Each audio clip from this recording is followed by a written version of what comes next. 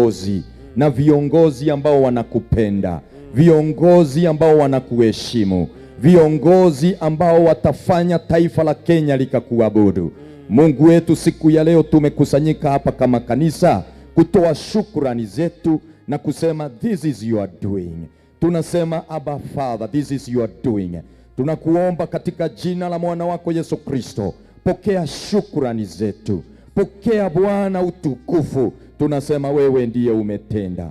Na Mungu wetu, tukiwa hapa siku ya leo, tunapojua kwamba viongozi wetu, hasa rais wetu ambaye umetupatia ataapishwa wiki hii, na anapoapishwa tutakuwa na serikali mpya. Na Yesu ulitufundisha kuomba, ukatuambia mnapoomba ombeni ufalme wangu uje, na hilo likiwa la kwanza. Baba yetu, tunaomba siku ya leo tukiomba Mungu wetu ufalme wako uje, na tunaomba ufalme wako Mungu wetu uje Bwana, tunapopata mfalme wa taifa letu la Kenya, wiki ambayo tunaingia Mungu wetu anapoapishwa officially. Yesu Kristo, tunakuita wewe ndiye mfalme, wewe ndiye uliyeinuliwa Baba yetu, ukaketi kwenye mkono wa kuume wa Baba Mungu wetu, na mkono ulioukalia ni mkono wa utawala. Tunakuita siku ya leo, teremuka hapa Kenya, shuka katika taifa la Kenya. Ufalme wako Bwana uje, ufalme wako Baba Mungu wetu uje. Tunaomba utawala wako Mungu wetu, utawala wako ushuke, utawala wako ukamtawale rais wetu Mungu wetu, utawala wako ukatawale makamu wetu Mungu wetu, utawala wako ukatawale Bwana all arms of government, utawala wako Bwana ukatawale Kenya yetu, ukatawale the 47 counties katika jina lako Yesu Kristo. Maana mautawala mengine tumechoka nayo, tumechoka na mautawala mengine, mautawala ya waliokufa tumeyakataa, tunakataa mautawala ya dunia hii, tunayakataa. Lord, we surrender to you. Na tunaombea taifa letu la Kenya. Kumbuka neno ulilolizungumza, ukazungumzia taifa letu la Kenya, ya kwamba Kenya itakuwa taifa la baraka, na utatutumia Bwana kubariki ulimwengu. Ulimwengu utaingia hapa Kenya, na utaingia hapa Kenya kunywa maji. Ulimwengu utaingia hapa Kenya hata kula chakula. Ulimwengu utaingia Kenya kupata security. Tunakuita Mungu wetu, hiyo haiwezekani isipokuwa Mungu wetu ushuke. Na unaposhuka, kile tumesema ni ufalme wa shetani ukaondoke. Tunasema utawala wa shetani, utawala wa wachawi, tunasema ukaondoke Kenya. Ni makubaliano, tunakubaliana Kenya. Kenya sio ya waganga, Kenya sio ya wachawi. Tunasema wachawi, it's over, it's over, it's over. Tunanenea Kenya, wachawi tunawafuta kazi, tunawafuta kazi. Tunasema Kenya, Kenya, Kenya, Kenya. Listen to us this morning. Kenya, Kenya, Kenya, hautanenewa na wachawi. Tunatangazia wachawi, we sack you, tunawafuta kazi officially katika jina la Yesu Kristo. Tunasema waabudu wa ibilisi, hamutatutawala, hamutatutawala, hamutatutawala. Kristo, tunakuinua wewe, peke yako ndiye umekalia kiti cha utawala, na wewe ndiye ulikalia mkono wa kuume wa Baba yetu. Tunasema wale wengine tumewakataa. Tunasema Kenya is not a secular nation, na tunatangaza hiyo ikajulikane. Kenya ni nchi Mungu atainuliwa, bendera ya Mungu inainuliwa Kenya. Father, we thank you and we bless your name. Kile tunatangaza Baba yetu, nchi yetu imetawaliwa kwa miaka mingi na maroho ya waliokufa. We are here to declare today, Jesus Christ is the Lord. Na tunasema waliokufa hawatatutawala. Maroho ya waliokufa hayo nayo tunayanenea. Tunajua kuna viongozi walitutawala Kenya, na tunajua kuna wale pia walitupigania uhuru na wakafanya kazi ya ajabu. Abba Father, we are saying thank you. Tunasema asante kwa sababu yao, na tunawaheshimu kwa sababu ya hiyo. Lakini tunasema waliokufa, we shall not consult them again. We shall not consult them again concerning the affairs of our country. Tunasema waliokufa, waliokufa tunawanenea. Maroho yenu hayatatawala Kenya. Na tunasema maroho ya waliokufa hayatatawala Kenya tena. You shall not speak to us again. You shall not influence us in any way in the name of Jesus. You shall not influence Meru community. You shall not influence other communities in the name of Jesus Christ. And Father, as we stand here today, we are declaring that the shrines, the altars that are used to connect those demons, we are here to declare, sikule hiyo madhabahu iko ishike moto. Tunasema hiyo madhabahu ishike moto. Tunasema hiyo madhabahu ishike moto. Hizo shrines ishike moto. Tunatangaza Kenya, Kenya, Kenya. Kenya ni ya Mungu. Kila moja inua mikono yako utangaze Kenya ni ya Mungu. Tunasema Kenya ni ya Mungu. Tunasema Kenya ni ya Mungu. Tunasema Kenya ni ya Mungu. No longer shall we consult the herbalist. Abba Father, we shall consult you. Asante Yesu. Baba yetu, tunaomba rais wetu anapoapishwa, serikali mpya inapoanza kazi, si serikali ya mbinguni ianze kazi. Tunaomba serikali ya mbinguni ianze kazi. Na tunasema Kenya ni ya Yesu, na Kenya ni ya Mungu. And this is a God-fearing country, and that is our declaration in Jesus' name. Amen. Thank you, Lord. Thank you, Bishop. Thank you, bishops. The Lord bless you.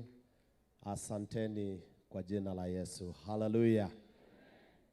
Na sasa tungependa kuenda awamu ingine. We are so very thankful to our God. Bwana asifiwe sana. I am reminded that mtu mmoja baada ya vita kali alienda akamshishia Bwana, akainua mnara katika kitabu cha Samueli, na akasema huo mnara uitwe Ebeneza, kumaanisha thus far the Lord has helped us. Bwana Yesu asifiwe. So tunataka kufanya jambo kama hilo. Tunataka kuinua mnara hapa mjini MAUA ambao utazungumza Kenya ya kwamba thus far the Lord has helped us in Kenya. Bwana Yesu asifiwe. So I want to receive the servant of God, Bishop Martin Kome, ili akaweze kupokea sadaka zetu za shukrani, na kaombe kwa sababu ya kupokea sadaka zetu, because mahali Bwana ametenda kuna shukrani. Bwana Yesu asifiwe. Na tunashukuru, huwa tunashukuru kwa njia zote. So naomba Bishop Martin Kome atuelekeze katika kupokea sadaka zetu kwa jina la Yesu. God bless you.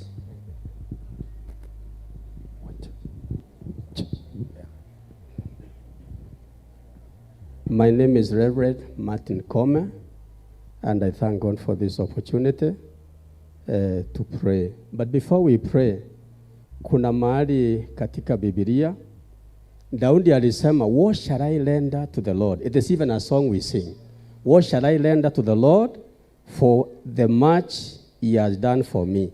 Anasema pia katika Zaburi 116 kwamba I'll offer a sacrifice of thanksgiving. Sio ndio siku ya tunapaswa kutoa sadaka kuliko siku zingine zote. When we have a national thanksgiving, wakati tunakumbuka yale Mungu ametutendea, ni nafasi yetu pia ile sadaka tunamtolea. Leo sio kama sadaka. I'll read this verse in Psalm 116 and verse 17. The Bible says, I will offer to thee the sacrifice of thanksgiving, and I will call upon the name of the Lord.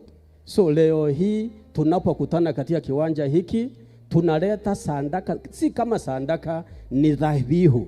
Daudi anasema nitamtolea Mungu dhabihu, na katika mstari wa 18 anasema I will pay my vows. I will pay my vows. I'm sure some of us, wakati unataka Mungu akutendee kitu, you promise God everything. You promise anything. And if you have ever promised anything to God, I think this is the day to pay your vows. Today we are going to do what? To pay our vows. So I want us to pray, and then we are going to give our offerings. We are going to give our sacrifices. Na ningetaka kila mmoja wetu aweze kutayarisha sadaka yake. Our ushers, are you okay? Wherever you are? I think we are set for the offerings. Able tuombe. Shika sadaka yako mahali iko. This is the day to give the best ever. If you have ever given, this is the day to thank God and to give that kind of offering, that kind of sacrifice acceptable to the Lord. Kuna sadaka zingine isikubariki, lakini ya leo tunaomba ikubarike na maombi hii yetu siku ya leo. Are you ready with your offering? Let's pray. Heavenly Father, in the name of Jesus, we thank you for such a day and such a moment. We worship you for the great things you have done for each one of us. We have been calling upon you for almost an hour here now. We have been praying for Kenya. We have been praying for peaceful elections. We have been praying for the leaders who are going to be elected. And now, after all the things that you have done, we are gathered in this stadium today to thank you for what you have done. We know our money is not enough to do anything before you. You don't even require our money, but you require a heart that is broken, a heart that is thankful, and that is what we have brought before you. As we give our offerings this morning, as we give our sacrifices, we pray that they shall be acceptable before you. As our leaders worship to us, because we know our giving is a form of worship. Therefore, as we worship you with our giving today, we pray that our sacrifices and our offerings won't be acceptable before you, O Lord our God. We bless you and we praise you. Whatever we are going to give, we are giving in the name of the Lord. And we are dedicating these offerings and sacrifices to you, that they shall do a good work in this area of Meru County and also in our nation. We bless you and we praise you because we are prayed in Jesus' name our Lord. Amen. Amen. Thank you. Hallelujah. Hallelujah. Haya, waibaji wetu wakija ili tuweze kupokea sadaka zetu, just in case sadaka yako iko kwa simu yako, tungependa kukupatia mahali pa kuiweka. Just in case sadaka yako ya shukran iko kwa simu yako, wachamasi wanapojiandaa na waibaji wanapokuja ili tukaweze kumwabudu Bwana. Kuna vikapu katika maeneo mbalimbali ambapo tutakuwa tunaweka sadaka zetu. Achas watafika karibu na wewe. Alafu our pay bill ni 522, pay bill 522 pay bill, account number 111 536 1929.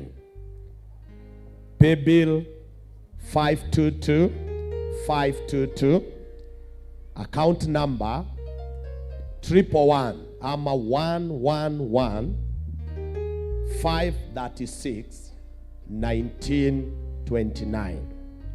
Bas, are we together? Bwana Yesu asifiwe. So our singers will be ministering to us with a song. Tunapo heshimu Bwana na sadaka zetu kwa jina la Yesu Kristo. Amen. You are welcome. Thank you.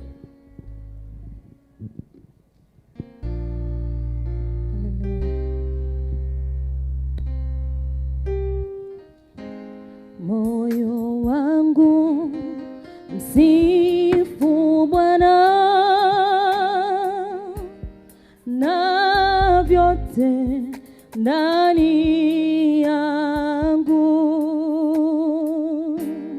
Vibariki jina lake, kwa kuwa yeye yu mwema. Moyo wangu sifu Bwana, na vyote ndani yangu. Vibariki jina lake, kwa kuwa yeye yu mwema. Moyo wangu msifu Bwana, na vyote ndani yangu. Vibariki jina lake, kwa kuwa yeye yu mwema.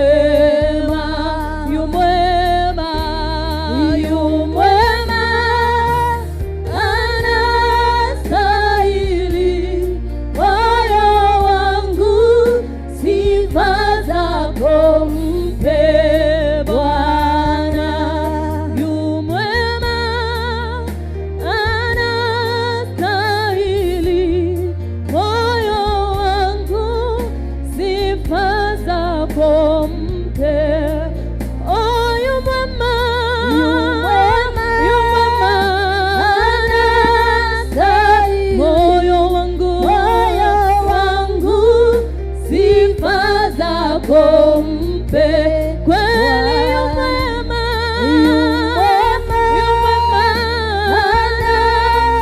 anastahili moyo wangu, sifa zako mpe Bwana. Nafsi yangu msifu Bwana, na vyote ndani yangu. Liinue jina lake, kwa kuwa yeye yu mwema. Nafsi yangu msifu Bwana, na vyote ndani yangu. Vibariki jina lake, kwa kuwa yeye yu mwema.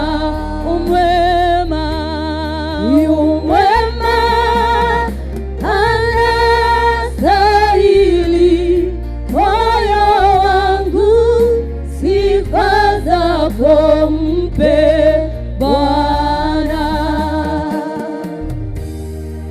Thank you singers.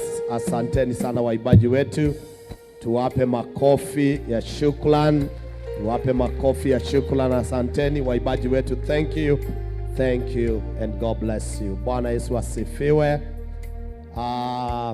Your Excellency, katika hii ibada tuna watumishi wa Bwana ambao wametoka jumuiya ya kaunti yote ya Meru, na wakati ambapo tulifahamishwa ya kwamba unakuja kushiriki nasi katika ibada, tuliona ya kwamba kwa ajili ya umoja wa kanisa letu la ya Meru County, ya kwamba tutashirikisha kila mmoja wetu ili tukaweze kuwa na ibada ambayo tunamshukuru Bwana pamoja, kwa sababu tunaona ni heshima ya kipekee kukuhost, especially baada ya kuidhinishwa kama rais mteule. Kwa hivyo ningependa sasa kumpokea ndugu yetu na mchungaji ambaye pia anahusika sana katika uongozi wetu wa kanisa katika kaunti yetu ya Meru, ambaye ataomba kwa sababu ya sadaka, alafu atamkaribisha yule ambaye anaenda kupokea mnenaji wetu wa siku ya leo, na tunaamini ya kwamba in very short time we shall be done with the service na jina la Bwana litatukuzwa. Kama hujaweza kufikiwa na shodo cha sadaka, tunaomba utulie papo hapo. Wachemasi wetu wanakuja, ni kwa sababu ya time factor, ndio sababu inabidi ya kwamba mambo mengine tuyalan concurrently, yaende sababa, kwa sababu tunataka pia kuokoa wakati, kwa sababu ya mambo mengine baribari ambayo tunayo na yanahitajika kupagiwa, and especially by His Excellency and his team. So ni furaha yangu tukaweze kuweka mikono yetu pamoja, tumpokee Reverend Jack Kithenji ili akaweze kutuelekeza kutoka hapo kwa jina la Bwana. Asante sana, makofi mazuri. Hallelujah. Thank you and God bless you. Hebu kwanza tushukuru kwa sababu ya sadaka. Mfalme mwema, Mungu wa mbingu na nchi, tunalibariki na kulitukuza jina lako kwa wema na fadhili zako ambazo umetukirimia leo katika gatuzi la Meru na katika nchi nzima, taifa la Kenya linayofuraha kwamba umetupa kiongozi, umetupa amani, umetupa mkono wako na utukufu wako kutufunika. Hasa siku ya leo, wakati watu wako wameinua madhabahu haya uweze kukushukuru. Asante kwa kila mmoja na kila ambacho ameweza kutoa kwa ajili ya kazi hii. Kwa kibariki na kwa wabariki wote, kwa jina la Kristo aliye Bwana wetu tumeomba na kushukuru.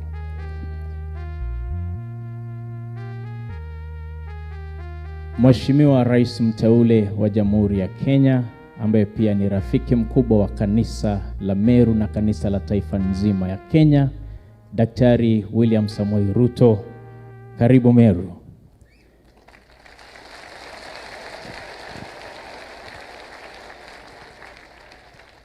Mheshimiwa Naibu wa Rais mteule, Mheshimiwa Rigathi Gachagua, tunakuenzi, karibu sana Meru.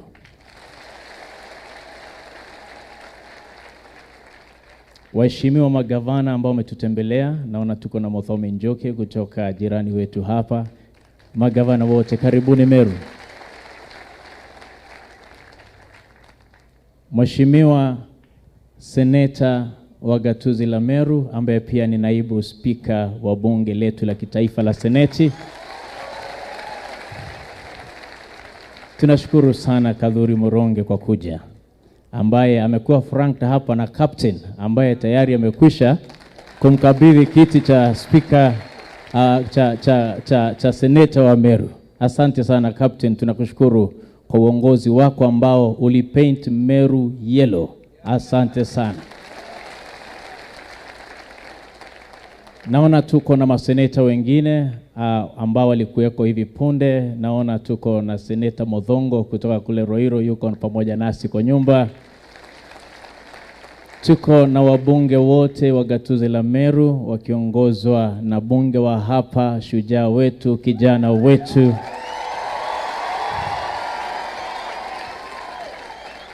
John Paul Mwirigi, twakuenzi, asante.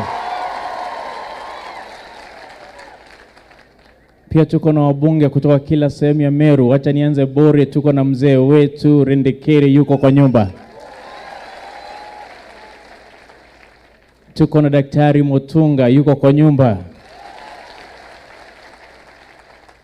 Nimeona pia tuko na kijana wa Maumau kutoka kule Keharo yuko kwa nyumba. Ndindi Nyoro, tuko na mama county, mama Safi yuko kwa nyumba.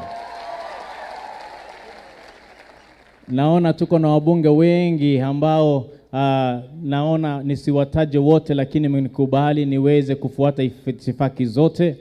Hata hivyo, ninajulishwa kuwa seneta wa Tharaka Nithi na pia seneta wa Embu wako hapa, wako katika nyumba.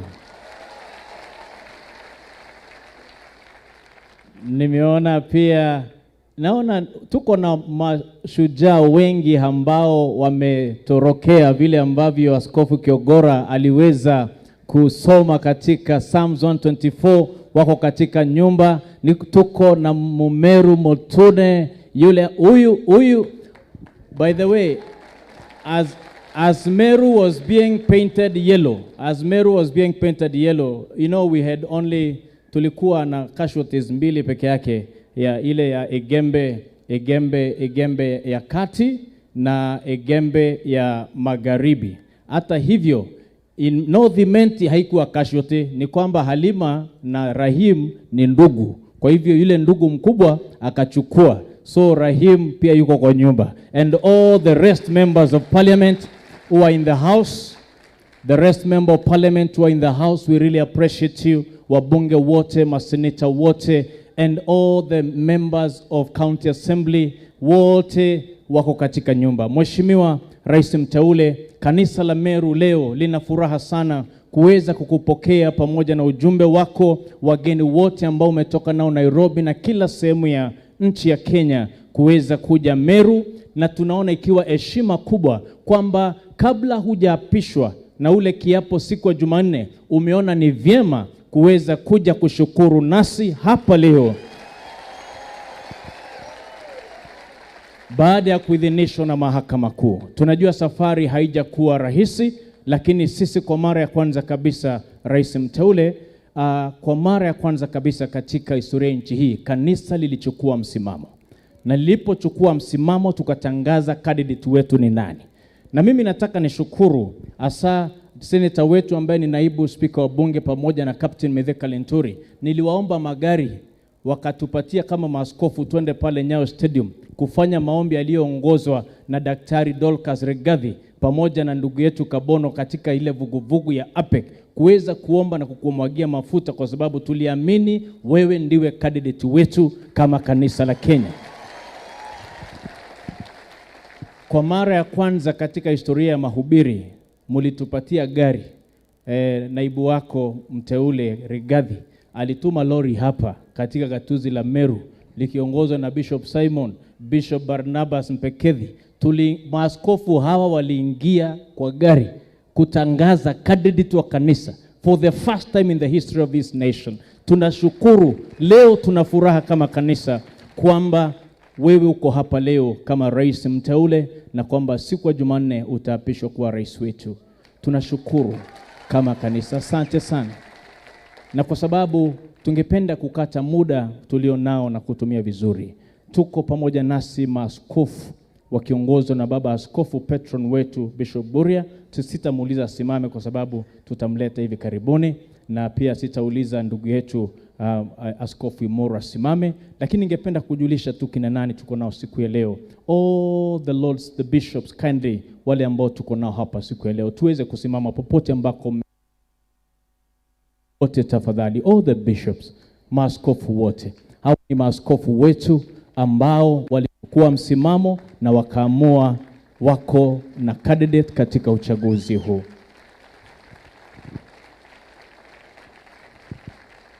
Pamoja nao ni wachungaji wetu, all the reverends, apostles and pastors in the house. Kindly be upstanding, tuweze kusimama. Hebu tuwashukuru wachungaji wetu. Wako kila mahali, kutoka gatuzi lote la Meru, wachungaji wote hawa. Asanteni sana maaskofu na wachungaji kwa kazi nzuri. Mheshimiwa Rais Mteule, pamoja na ujumbe wako, sisi tunashukuru sana. Na najua baadaye tutafanya maombi kwa ajili ya siku ya Jumanne. Lakini kwa sababu tumetembea safari hii pamoja, na nitauliza kwa ruhusa yako, vile ambavyo Captain Mithika Linturi, bingwa wetu, pamoja na Kadhuri Moronge, seneta wetu, walivyofanya tukafika pale Nyayo Stadium, pia tunaomba mabasi ya kupeleka watu hawa wakashuhudie kuapishwa kwako siku ya Jumanne. Kwa hivyo wabunge wetu, mkiongozwa na vinara wetu, mcheze kama nyinyi, kwa sababu maaskofu hawa hawawezi omba miaka 2 mpaka tumepata rais, alafu sasa ati wao tu wako hapo wanaangalia runinga. Wanataka kuwa hapo, wanataka kuwa hapo. Kwa hivyo viongozi wetu tutaomba mtusaidie kuweza kufika kule Kasarani. Rais mteule, pamoja na ujumbe wako, sisi tumefurahi sana. Na kwa sababu umechukua uongozi, siku ya Jumanne utakapoapishwa, kanisa la Kenya tunakuuliza, kando na yale maombi ya kitaifa tunayofanya pale Safari Park, tukikunywa kahawa, tunakula samosa na tunasema ni maombi, tungependa utuite Kasarani siku ya kitaifa ya maombi. Hiyo ndio kanisa la Kenya linaomba. Na katika serikali yako, kanisa linaomba iwe replicated katika kila gatuzi, magatuzi yote 47, kuwe kuna siku moja ambako wananchi wa kila gatuzi wanakutana ili waweze kufanya maombi ya kitaifa. Tunakushukuru sana Mheshimiwa Rais mteule, na kabla sijakaa chini, uwanja huu tulioko unaitwa MAUA Stadium. Tumefanya mikutano mingi sana hapa ya maombi, lakini tunaona hali yake si nzuri sana. Kwa hivyo tutakuuliza, kama vile ambavyo najua Mudhomi Njoki pale walitengeneza yao, Kenoru Stadium imetengenezwa, Meru tunaomba pia hapa MAUA Stadium iweko katika zile, na najua mtafanya kazi na viongozi wetu kuhakikisha kwamba MAUA Stadium iko katika lengo na hadhi ya kimataifa. Kwa hayo machache na mengi ambayo nimekwisha kusema, viongozi wetu mkiongozwa na Mheshimiwa Rais mteule, maaskofu wote hawa, najua hatutapata nafasi ya wote kuweza kusema lolote, lakini kabla hatujasikia neno la Mungu, nataka nimheshimu Askofu Peter Imoro. Kiongozi huyu, karibu sana hapa ndugu yangu. Kiongozi huyu ni mmoja wa viongozi katika sehemu hii ambaye tunaweza kujivunia katika gatuzi letu tukisema kwamba ametuongoza vyema. Pamoja na all the chairmen. Let me have all the chairmen kindly. The chairmen once again. Let me have all the chairmen. All the chairmen kindly. Mheshimiwa Rais mteule, kanisa la Meru limejipanga. Na tuko na maushirika ya wachungaji wote 72, 12 pastors, interdenominational pastors fellowship. Na hawa ni baadhi ya viongozi ambao wanatuongozea yale mashirika. Na kwa hivyo nataka nimuulize ndugu yangu Peter Imoro, ambaye amekuwa hodari na shupavu katika kuhakikisha hafla hii imefaulu na fellowship zetu pande hizi zimeenda vizuri. Huyu jamaa si anatosha? Basi hebu tumheshimu, tumpigie makofi ninapomleta mchungaji Peter Imoro. Karibu sana ndugu yangu. Karibu sana. Asante sana. Thank you very much. Bwana asifiwe. Praise the Lord. Thank you, Reverend Jack, for that wonderful moment. Sitaweza vile kuchanganua maneno kama vile amesema. Unajua kuna master of ceremony na kuna mtu wa kuongea, si ndio? Huyu ni kama vile unaona pale Ikulu sasa, si wale majamaa mnaona vile wanafanya maneno kama ile. Sasa hii wako nayo, na ikiwezekana Mheshimiwa Rais kama anaweza pata nafasi hivi bila unafanyanga mipango, huyo jamaa tutajifunia tukisikia sauti yake kama Wameru mahali fulani hivi, wewe twajua mtu wa mipango hapo. Sawa, mmesikia Kiswahili yake na yangu ni tofauti, na usemi wake pia ni tofauti kuliko sisi sote, na ufasaha ako na kila kitu, na makaratasi uko nayo interview. Okay, asante sana. Mheshimiwa Rais Daktari William Samoei Ruto na naibu yake Rigathi Gachagua, governors wale tuko nao, Mudhomi Njoki na wale wengine wote, our captain, na rafiki yangu Kadhuri Muronge ambaye sasa amechukua nafasi ya captain bila kumsahau pia ma MP ambaye hatuyamtaja, Julius Taituma ambaye tunasema ni TJ. Sema TJ. Huyu ndiye mbunge wangu na ni wa chama zangu za UDA. Kwa hiyo najivunia kuwa na mbunge kwangu ambaye ni wa chama zangu. Kila mtu ako na chama. Kuna mtu anazama. Hata kama umeokoka, unajua tulikuwa tunaambiwa wewe usiingie chama kwa sababu umeokoka. Umeokoka una chama? Kuna mtu ana chama zake. Okay, sawa sawa. Kwa hivyo Mheshimiwa Rais, ninashukuru sana.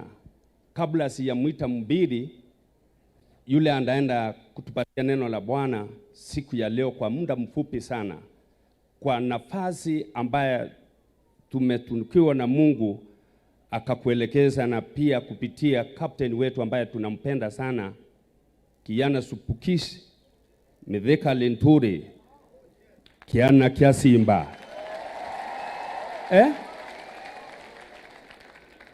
Si ni sawa? Ni sawa Kabendera kakikuja pandini makosa? Okay, sawa. Kwa hivyo tunajua serikali ambaye naenda kuingia sasa ni ya kusema na kutenda. Si kusema na kufuata na hivi. Kwa sababu naibu wa rais, wewe ni mcha Mungu, tulianza mapema. Maeneo haya yalianza kukuyua samani. 2010 wakati ulisimama, wakati ulikuwa mambo ya katiba, hapa ndipo Kenya mzima ilianza kujua wewe ni mcha Mungu, kwa sababu ya vile ulipata kumobilize in the whole nation of Kenya, na kanisa ikawa ndiye iko nyuma yako kulingana na mawazo ambayo ulikuwa nayo mazuri kwa sababu ya nchi ya Kenya. Huku kwetu captain ndiye alikuleta, tukasunguka na kanisa ikafanya kazi yake kwa sababu tulikuwa tunakuamini. Bwana Yesu asifiwe. Na kutoka hapo Kenya yote ikajua huyu ni mcha Mungu, na amedhibitisha na ameonyesha ya kwamba si kwamba ni mcha Mungu kwa maneno tu, lakini pia ni kwa matendo. Bwana Yesu asifiwe. Kwa hivyo tunashukuru. Wakati unaona watu, Mheshimiwa Rais, wanasimama hapa wanatoa mistari aswa watu wa Mungu, ni kwa sababu hatuna silaha nyingine. Silaha yetu ni maandiko. Sisi ni mawakili. Nimeona pale kwa mahakama kila kitu wakili alipokuwa akiongea ni lazima angekuti katiba. Kwa hivyo msijali ukiona mhubiri akisema anasema maandiko yanasema, we cannot say empty ones which are not supported by the word of God. That's why we refer to the word of God always. Na tuliona mambo mazuri na tunashukuru kwa sababu msingi uliowekwa na kanisa kwa kuomba. Na wakati tarehe 9 mwezi wa 8, bile Mungu aliongoza walio wengi katika nchi yetu ya Kenya wakafanya. Unajua Shetani akosi kufanya jambo, lakini kanisa likaomba, na hapo ndipo the Kenyan first hero in IBC alipata kusaliwa kwa yale ulisema, ambaye ni Supukati. Si tulisema ni hero kwa sababu alisimama, yale maombi yaliombwa, akasimama yeye na part of the team, na akasema sauti ya Wakenya ambao wameomba, hivyo ndivyo na mimi nitasimama na nitangaze kama vile ilikuwa. Na kwa sababu tumekuja hapa kurudisha shukrani in absentia, take our prayer of thanksgiving na shukrani zetu, kwa sababu mtakuwa nao mwambie kanisa ya Kenya imempenda, imempa maombi, ataishi miaka mingi, yeye, watoto wake na watu wake wote hawatakosa. Pia kulipoenda, kumbe sasa naweza ingilia mara nyingine. Ndio hiyo tukaenda kotini. Kanisa haikusama kuomba. Sisi hapa nao maaskofu na Kenya mzima, wengine wamekuwa prayer centers, prayer mountain, mahali mbalimbali tukaomba. Kumbe Mungu naye nani? Ndiye hapo. Kwa wale commissioners 100% wakiongozwa na huyu danda yetu president wa mahakama makuu ya upeo Martha Koome. Spirit of God akaingia ndani yake, na tulikuwa tunaomba Mungu ongoza hata mkono wakati unafanya uamuzi. May your spirit lead that lady and all others. You know, ukiona mambo yanatokea, si kwamba yanatokea, there are people behind it. Tulikuwa tunaomba, tunasema wakati walikuwa wanaandika, andika kama vile Roho anasema na vile ukweli ulivyo. Na ndio naona uamuzi ule ukaenda kama vile Wakenya walitenda na vile Mungu mwenyewe alikuwa anataka, na hivi leo hivi tuko na duly elected president wa 5 wa Jamhuri ya Kenya. Duly elected. Lakini unajua sisi hatujui sheria sana. Si ni rais wetu. Ni masaa, lakini sasa kwa sababu hatujui, hata tukisema ni rais, unajua ni katiba inasema tuseme duly elected lakini sisi tunajua rais, na hakuna mahali mimi napelekwa sababu mambo ya sheria sijui, najua Biblia. Mimi najua maandiko tu, rais hivyo. Wale wanajua sheria matangangana na sheria, na sisi tunajua maandiko, tunasema vile maandiko yanasema, si ndio? Kwa hivyo rais tunajifunia. Pia Martha Koome mwambie tumemuombea. Wale masunja wote ambao wamehakikisha haki ya watu na vile Mungu alikuwa ameamua hiwe imetendeka. We are also praying for them, and I know they will live long alive, and also they will prosper all the days of their life, even to the 5th generation or 4th generation. Thank you very much. Mimi sina mengi ya kusema, Mheshimiwa Rais. Mungu akubariki. Mahali tuko, hii uwanja wetu si mzuri sana. Wakati tumekuwa hapa jana, miaka hii sasa hiko hapa, tunakuomba kama kanisa na watu wa maeneo haya, unaweza, sitasema kama utaweza, lakini nasema ututengenezee pamoja na serikali ile ingine ya hapa, ujue vile utafanya maneno yako, vile unafanyanga, uhakikishe kila kitu hapa. Unajua ni mtenda kazi, sivyo? Na anatuambia unafanya hivi na hivyo, ukisikia amesema ukienda hivi unafanya hivi, ujue ni Mungu anamuongoza unafanya hivi. Hii stand iwe hivyo namna hiyo tu, mambo injitokeze sawa sawa, ama sio? Na wamama wa mji wetu kwa miaka 6 wanahusia kwa lami. Tumeambiwa siwi watapata mahali, ukitoka hapa a lot of congestion. Lami, hii lami imewekwa hapo, wamama wa mji huu hapo ndipo wanahusia vidhavyo. Tafadhali tuangaliwe katika serikali yako. Mimi nimemaliza. Naomba hivi, siku hiyo, kwa sababu maombi, hawa maaskofu ikikosa vingine, wakati unaapishwa, tungetaka sura ya Meru ionekane hapo, hata kama si wale, lakini tusikose mmoja, hata kama ni mzee karibu hivi, kando hivi, sura ya Meru tu ionekane wakati unaapishwa, tusikie mzuri. Hiyo, na mimi niwe nyuma yako, nisitupwe mbali. Mimi sitaki karibu, nikae kando kidogo. Mimi si warika yake. Mimi si warika yake. Lakini Biblia nibebe siku hiyo. Na wewe ukae pale, si ndio?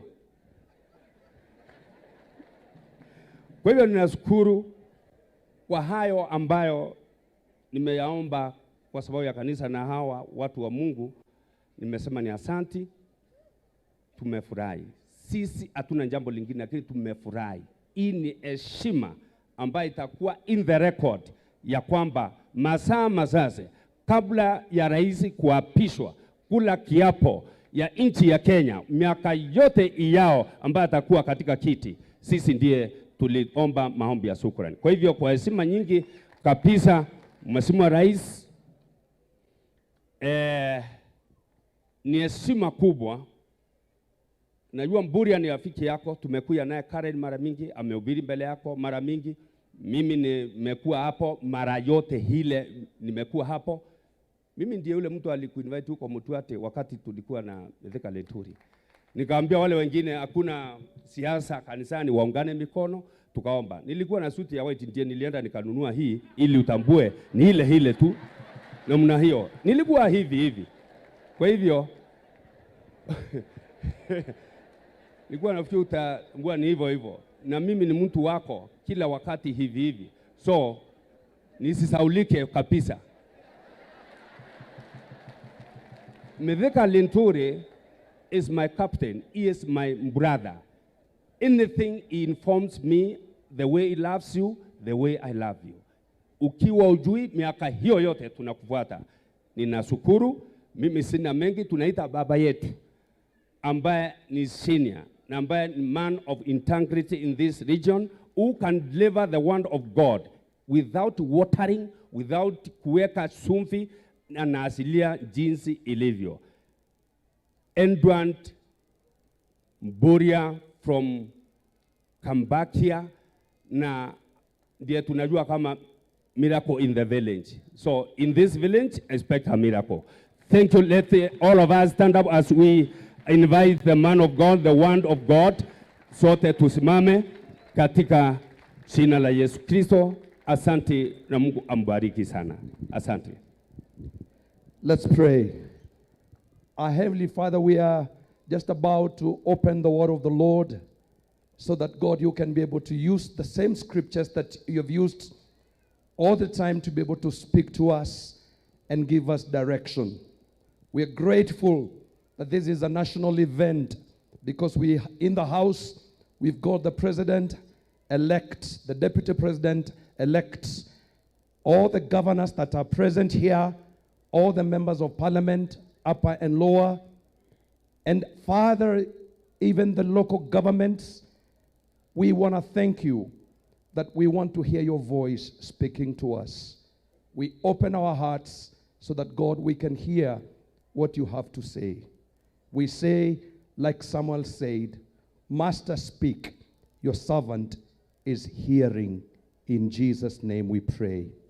Amen. You may take your seats and the Lord bless you so much.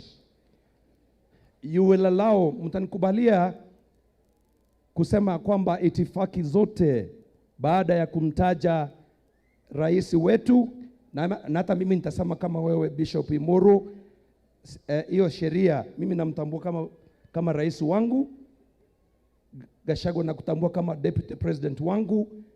Mambo ya sheria tuyawaachie wanasheria. Tuko na furaha kuwa na viongozi wetu ambao tumechagua. Tuko na viongozi wetu ambao wametuongoza vilivyo na tunashukuru. Unajua kitu kimoja ningalipenda kusema, rais wetu mpendwa. Unajua mara kwa mara tunafikiri God is insecure. The reason I'm saying that, as much as we are saying that the president and his deputy and the government was prayed into the position they are occupying at the moment, I also want to say something else that is important. You can pray, and if you don't do something, your prayer becomes nothing. Kwa hivyo, hata ingawaje tunampatia Mungu utukufu wote, ni mzuri rais wetu pamoja na kundi lako tuweze kushukuru wale watu kama Captain Kadhuri na wale wengine wote ambao walifuatilia maombi yetu ili kuweza kutupatia serikali tulio nayo. You can pray, and if you don't do something, you'll be surprised. It's just like the Bible is clear.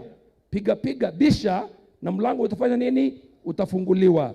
Tafuta utapata nini? Utapata. So I want us to be, unajua nasema hivyo kwa maana mara kwa mara, because I love driving. Many times I'll drive the vehicle kutoka Nairobi kuja Meru. Mara nyingi nasikia mama ambaye tumeona miaka 43 hivi ama 4. Tunakuja, mimi naendesha gari, tukifika nyumbani anasema asante Yesu, thank you Jesus, thank you Jesus. Alafu mimi naongojea aseme na hata wewe mzee asante. Mama anashukuru Yesu, anamalizia kushukuru nani? Yesu. Alafu mimi nikamwambia, wewe mama umefanya mzuri, lakini umesahau Yesu hakuwa anashika steering. Mimi ndio nilikuwa nashika nini? Steering. Na wakati tunapotoka Nairobi, mimi ndio nakanyaga nini? Brake. So we must not. I'm trying to bring this to our realization. God is not insecure. No, he is very, very secure. We give him the glory, but we take the credit. So for this reason, Captain, pamoja na kundi lote ambalo Mheshimiwa Mwirigi na wale wote ambao my friend Rendekire na wale wengi Mutunga, nyote tunasema heko kwenu. Heko kwao. Because if we just pray, unajua hata rais aliambiwa kitu kimoja, I think it was Kabogo. Unajua kama yeye angalienda kuamini hiyo maneno ya 10-10, atunga alikuwa na yeye leo. Hapana. Kabogo akamwambia utaenda kuomba kura. And that is exactly the reason why we have Dr. William Samoei Ruto as the President of the Republic of Kenya. So when you pray, make sure you align yourself to your prayers. I really want to begin by saying today God will bless us immensely and will have a point of reference in the many days to come. I have a great feeling in my heart. We have the president-elect with all the elected leaders with us, so that is no longer a guesswork. Hata wajaribu kuleta ile walikuwa naita, ilikuwa inaitwa OPEC ama ni nini hiyo, kuna kitu walikuwa wanazungumzia huko. Hiyo imeshindwa. Rais tunaye, hatuna. Tunaye. Si tunaye? Na unajua ile kitu amekuja kuchukua hapa Meru. Unajua hii inaitwa East. Rais, hebu nikuambia pamoja na Mheshimiwa Rigathi Gachagua. Hii ni divine. Anointing hilo utapokea hapa ndio itakupropel the next 5 years, because the revival that is talked about in the Bible begins from the east. Na hata ule upepo, the wind ile inaletaka hata mvua, wakiwa huko wanaangaliaga huku wajue kama mvua imetoka wapi, mashariki. Sasa amekuja kupokea anointing ya siku ya Jumanne ambayo itampeleka miaka 5, na hapana 5 peke yake, tunataka awe kule ingine 5, ili sisi wenyewe tumpatie nafasi ya miaka 10 kuendelea mbele. So the anointing that is going to prepare our president and the government will be remembered. Ilitoka MAUA Stadium, maana hapa ni east, and the east wind will blow today. At some point, ya piga makofi mzuri ndio. At some point, we will be praying for him and the many the leaders that are elected here and the government at large, so that we can release the anointing that he has come to take from this place. I also want to say something to help us know something else. I am so glad because the bishops, the pastors, the prophets are here. And I want to say this, Rais wetu mpendwa. Unajua katika maandiko matakatifu, unapoona manabii na wafalme wakifanya kazi pamoja, hiyo dunia lazima ibarikiwe. Lazima dunia ibarikiwe. And this is what is happening this morning. The king is working alongside what? The prophet. And this is the picture we want to see hata kwa magatuzi yetu. Tunataka tuone hiyo picha ambapo nashukuru sana kuweza kuona magavana tulio na wao hapa. We've got governors here. And we are really praying our governors. Tulikutana na governor wa Tharaka Nithi, mahali inaitwa United Arab Emirates. Kwa maana kama mnavyojua mimi ni chairman wa Meru Municipal Board. Kwa hivyo nilialikwa huko tukakutana, unakumbuka kwa ile ilikuwa World Urban something. Na tunataka kuomba Mungu aweze kutusaidia tuweze kuona hata kwa magatuzi yetu wafalme wakifanya kazi na manabii. That is the beauty we want to see. And so this morning, Your Excellency, we are so blessed to see the prophet and the king working together. As I bring the word of God to us, makofi si mbaya hapo. Jambo lingine ambalo mimi nitangaze hiyo, Nafurahi sana kama kuna watu wa Arsenal, tuko top. Tuko Arsenal, tuko top. Arsenal tuko top. Na wengine wanafanya nini? Wanafuata. And I'm so happy about that. I don't know for how long we shall stick there. Time will tell. But we are up there and we are really excited. Now, just very briefly, because so much has been spoken, I'm not going to spend a lot of time outside. Ile sababu nimeamushwa na hawa wachungaji, mabishop ambao wanatupatia heshima mimi na mama, na nataka kusema asanteni sana. Unajua ile kitu itatendeka kwenu. Hiyo heshima mnatupatia hata nyinyi mtapewa. Hiyo neema mnatupatia, mnatuheshimu nayo, hata na nyinyi mtapewa. Bwana Mwirigi, hii ni constituency yako, mkiwa na captain, mkiwa na marafiki zenu, mumefanya kitu kikubwa sana. And I really want to begin by saying something very important. It is only 10% of the world's population who know and value to say thank you. In Luke chapter number 17, 11 to 9, Jesus healed 10 lepers. You'll be surprised. It's only one that came to say thank you. And I really want to say thank you, Your Excellency, because we have seen you time and again, many, many years. You are among the people that know to say thank you. Na siku ya leo tuko hapa kwa ajili ya 1% ya wale ambao wanajua kusema asante, kumshukuru Mungu.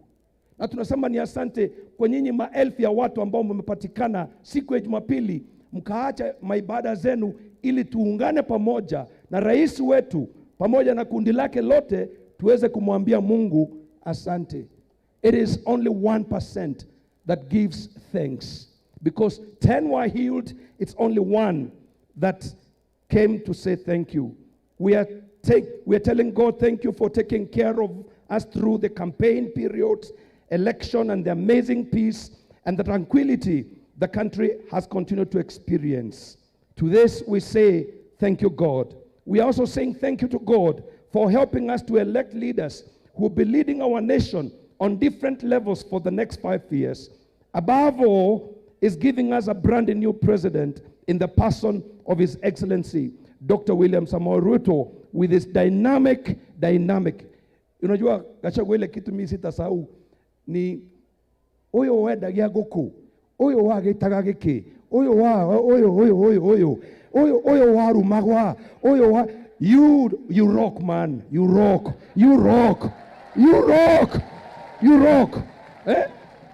Dynamic. Thanking God. Number 3, thanking Him for giving us institutions that are functional and being run by credible persons. Just to mention one, the Supreme Court, like Bishop Himoro has said, that is led by a phenomenon woman and a daughter of the soil by the name of Justice Kome. We celebrate her and we thank God. We are giving thanks because we've got functional parliament. That is the Senate and the National Parliament. Si tumeshukuru Muronge Kadhuri Muronge ni naibu. Naibu. And let me say, you're talking nice. I like your language. We need to hear you more and more. You're talking, he's talking well. Sana. Because we want unity in Meru. Hatutaki shida Meru sisi. Era mwanzako tutakwenda thina Meru, tutakwenda thina Meru. Era mwanzako tutakwenda thina Meru. Aitwe no kwaria bwega gwe na ibwega tutakwenda tutakwenda thina, tutakwenda mukuchanio, turenda county etegete mbere iri amwe na itukuheshimu. Tunaheshimu gavana wetu sahi anaitwa Faith Kawera Mwangaza. Shangilia mama. Yeah. To thank him enough that on Tuesday, Kenya will have a new president and his deputy take the oath of office, so to take our nation to greater heights never witnessed from our independence. Rais, ile kitu Mungu amekupatia katika muhula huu It is wonderful people. Hii tunaita goodwill. Hata ukituambia tupande mulima tutapanda. It is an amazing, I tell you, the feeling, your election has brought new feeling in the country. And we are looking, if you kutoka Jumanne utuambie it is possible to pasua mulima, tuteko dhogani atue bwana. Aitwe. No kuigwa. There is goodwill. These millions of people in the country, they are giving you goodwill. These millions of people in the country are optimistic. These millions of people have got faith in you and have got faith in your government. We will do exploits in the next few days. I want to say this. In September 2020, I led a great team of around 500 bishops and senior pastors, like you've heard, drawn from the entire Meru County at your current residence. We had great moments of praise and worship. Prophetic word, which clearly, and I really want to remind you, RAIS, ilikuwa tarehe 3 September, ndio tulikuja nyumbani. Tukatoa unabii. Tukasema September ya 2022 utakuwa rais. Tukazungumza. Mnakumbuka wale tulienda, you remember. We gave that prophetic, na September ile ambayo tulitaja ndio hii, na amekuwa rais. Kwa hivyo wanabii wanapozungumza mambo huwa. We had great moments and praise prophetic word, which clearly has finally come to pass. The same month God spoke it would happen. It was a time we sang the great song, which has been repeated so many times by different platforms and individuals. Ngai wakwa ni wa magegania. So, Rais, tumeimba hiyo nyumbani. Karen, tumeimba hiyo mara ingine leo. Sasa, Rais, utakapoenda ikulu kupitia kwa viongozi wetu, na inko boromba atongaria betu, tukubaliwe kuja State House. Tuimbe ngai wakwa no magegania. Tuliimba kabla ajawa. Tumeimba akiwa anaenda kuingia Jumanne. Sasa twende State House tukaimbe huko. Tukauge ngai wakwa no magegania. So don't forget that is a request coming from my father. The next time we want to sing it is and bring that anointing, it carries it at State House. As I share the word of God with us briefly, I would want to most sincerely thank you, your wife, our excellent Rachel, your deputy, excellent Rigathi Gachagua, his wife, Pastor Rigathi, Dorcas Rigathi, who is the patron of APEC. Apana OPEC, she is the patron of APEC, which, if someone is asking what it is Association of Pentecostal and Evangelical Clergy of Kenya, for making us feel included in the affairs of the state. As a major stakeholders, we have engaged with you and your teams in matters related with the church and the church ministers in different forums. I would like to announce here and say, even as we talk, there is so much that is happening behind the scenes. The church is not forgotten. We are right in the table, and we are very pleased. Let that be known to all of us. The church is happy because we are included in what is happening in your government. I want to finish my preaching by quoting the Bible. The remaining few minutes, let me share with us a prophetic message that I felt the Lord lay on my heart for us here and the millions watching us across the nation. With your ascension, your excellence, and your team to the presidency, God is calling upon this nation to be ready for what I'm calling an adventure of a great future. I really want to prophesy tukiwa MAUA na rais wetu, tunapokuangalia, tunapoona Jumanne vile itakavyokuwa, Mungu anatupatia unabii mwingine ambao utaonekana mpaka kwa gatuzi zetu zote. Mungu anaita nchi yetu ya Kenya for an adventure that has never been seen in this great nation. This is where in the Bible you find, let's open our Bibles in the book of Numbers. And then I'll finish because time is not on our side. Plus, tunataka aende akajitayarishe. Unasikia nimesema nini? Kuna siku kubwa mbele yake bwana. Tunataka aende ajitayarishe, na ningelipenda wakati tunapofungua maandiko matakatifu kwenye kitabu cha Numbers, I really would want to say that Your Excellency, the President, your Deputy, maneno yaliyozungumzwa na wenzangu hapo mbele, ninaoengwa mkono, yale mambo ambayo wameomba, tuko pamoja, tutafurahi sana kama inawezekana uweze kuyatia maanani. Now, a season had come like this one, and Jethro, Moses' father-in-law, had come to see what was happening with Moses and the people of Israel. And because he says, Jethro had had a lot of great things that God was doing among the Israelites. And so he chose to come. And when he came, he saw what Moses was doing. And of course, that is why we have what we call zile tunaita the Jethro principles. I'm not going to go to them. What I really want to highlight very strongly that will be happening from Tuesday going forward is what is now found in verses number 29. The Bible says, now Moses said to Hobab, who is Jethro, son of Ruel the Midnight, Moses' father-in-law, we are setting out for a place about which the Lord said, I will give to you. For that reason, and this is the statement that I want us to hear, kila moja wetu, baada ya kuona na kujua hii future, hii adventure iliyo mbele yao ni aina gani, Musa akamwambia baba yake mkwe, come with us and we'll do you good, for the Lord our God has promised us good things. And I stand here this day, Your Excellency. I am looking to you on Tuesday going forward. And I am hearing in my spirit, God is giving you and your team an opportunity, and the Kenyans at large, where God is calling upon us and reminding us to follow this man and his team, because the Lord will do us good. Kwa hivyo hatutaki kuimagine hata mtu mmoja ambaye ataweza kubakia. I want to believe with all my heart the time has come for us to reach out, even us in the forums ambazo tuko nazo.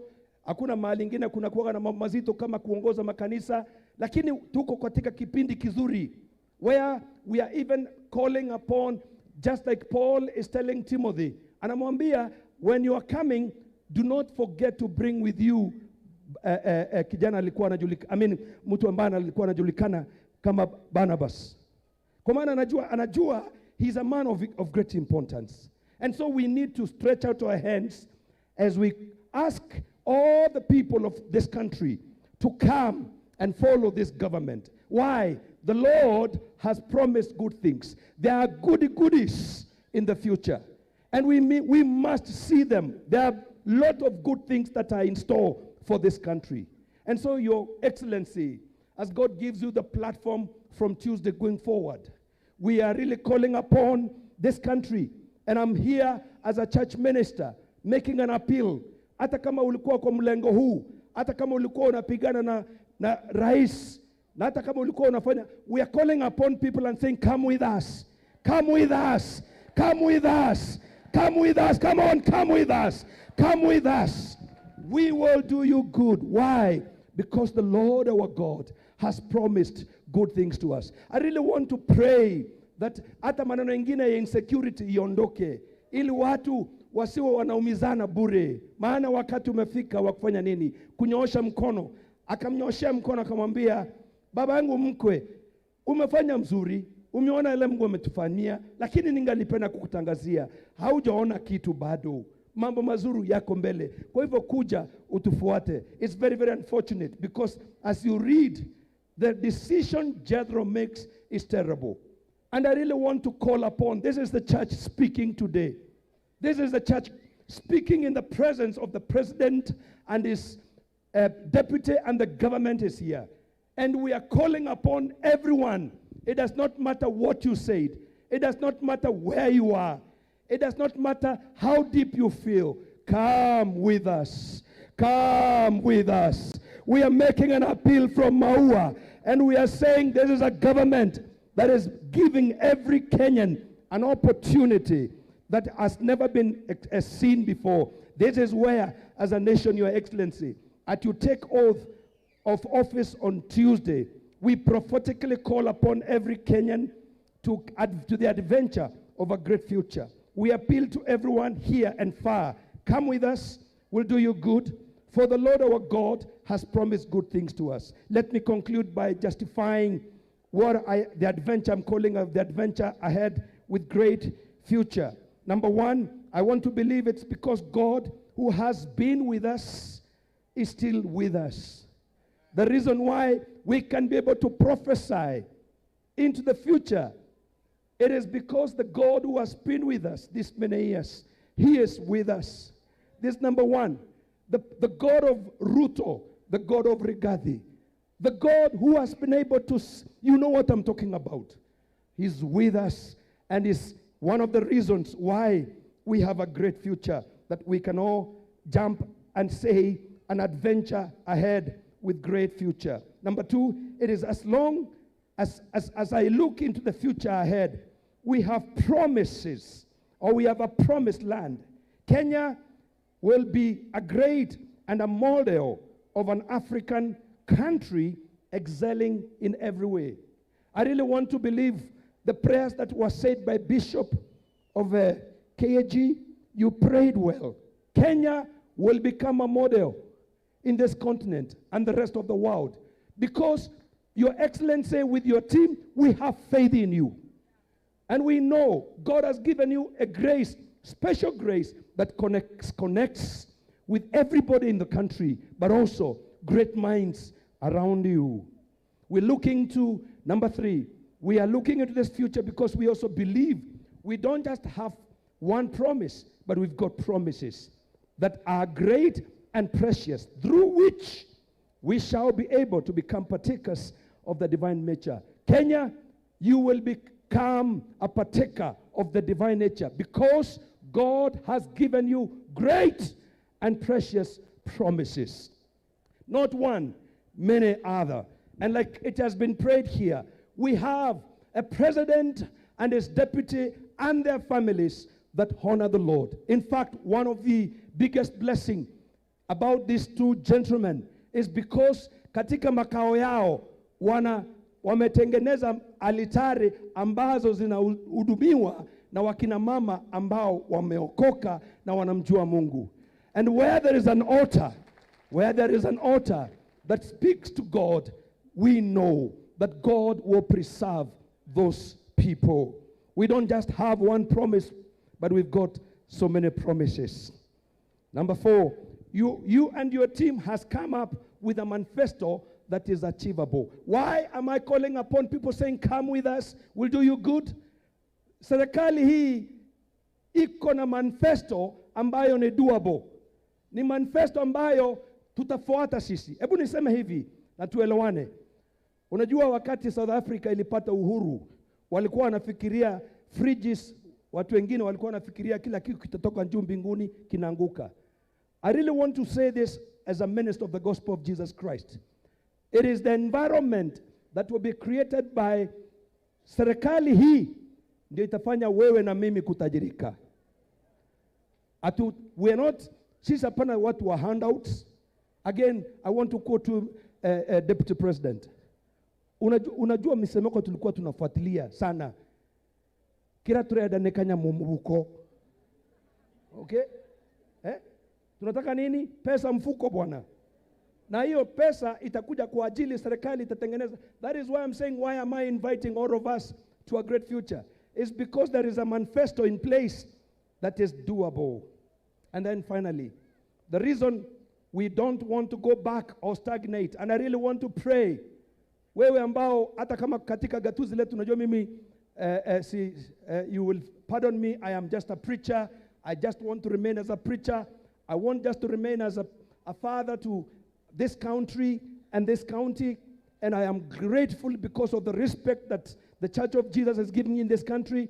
But let me say this, kukaya kwethwa kwena muntu kwigwa sauti yekwa kuma ke gatuzi eje na wogo mwankatha ai we kinyume kya thirikari eje ndakwira kamwe eje tuthingate twakuthithia bwega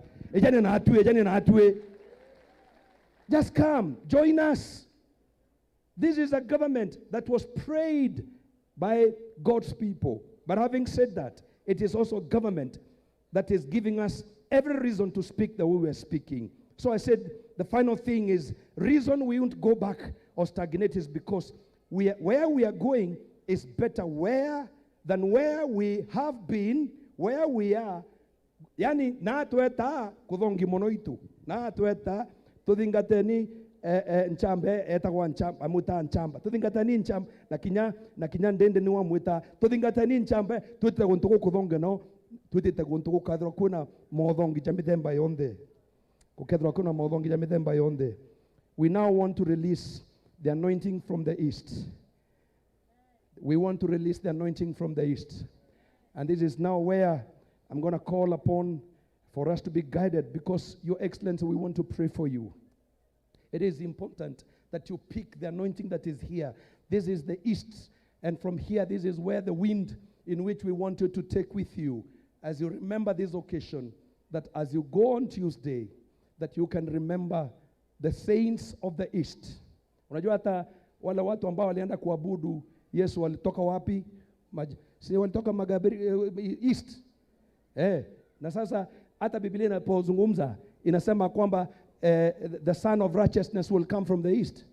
Na Biblia hata pia inazungumza inasema kwamba hata watu wanapoongojea jua, kwani wapi wanaangalia? Si ni east. Si tuwapatie anointing ya east?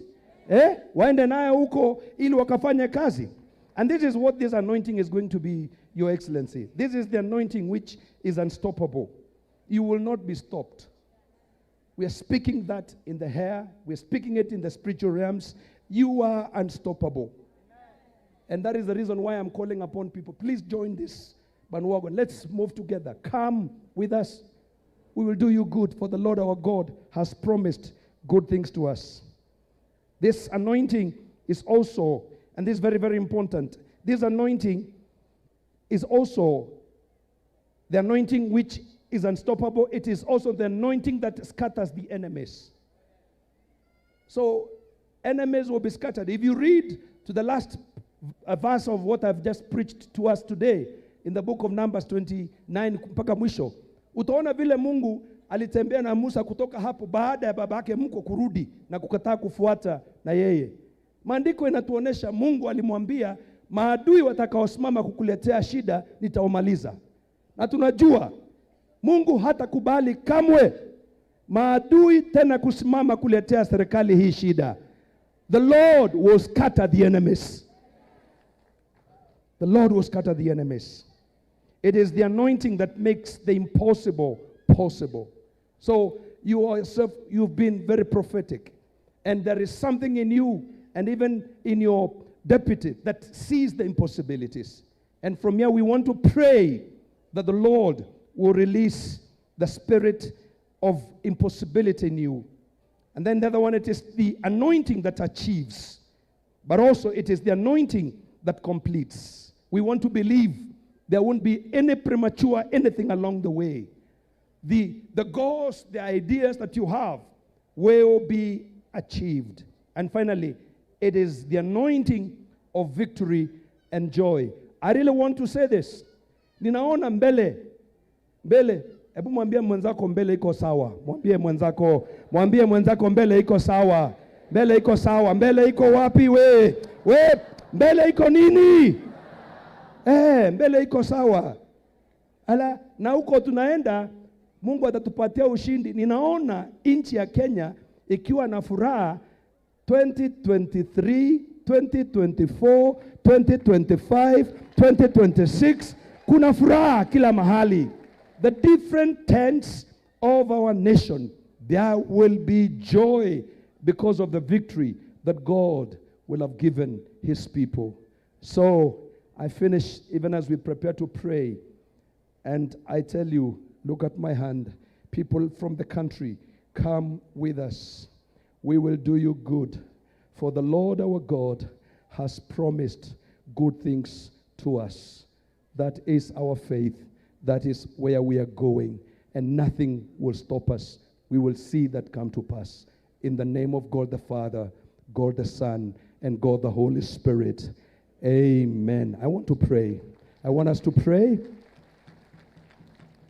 I want us to pray. I really want us to pray for His Excellency the President and his deputy and the entire government so that we can release the anointing of the Lord upon these people. Let them pick the anointing that is present here, and the Lord bless you. You are just amazing lot of wonderful people in this tent, and God do you good. Na nyaba obwe ambuga unyabwe barabatita kanisene ejani na hatwe hata wale waende kanisani, come with us, we will do you good. Wale wasioenda kanisani, I am doing, come with us, we will do you good, because the Lord our God has promised us good things. That is the future that we can see. So everybody come with us. Yeah, the Lord will do us good. He has promised great things. Let me ask some guidance because I want us to pray. Please.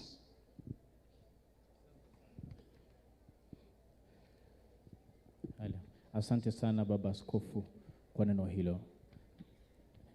Nitakuuliza Mheshimiwa Rais Mteule na wageni wote kwa heshima tafadhali, na kila mmoja tuweze kusimama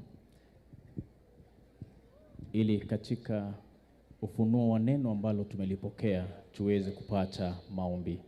Pia nitauliza maaskofu ambao wako pamoja nasi mchana wa leo, tafadhali tuweze kusimama tu mbele hapa na tunyooshe mikono yetu kuelekea viongozi wetu ambao wako hapa ili tukaweze kuongozwa kufanya declarations na maombi. Maaskofu na wachungaji walio hapa wachache tu, maaskofu, let me have the bishops tusimame mbele hapa tafadhali.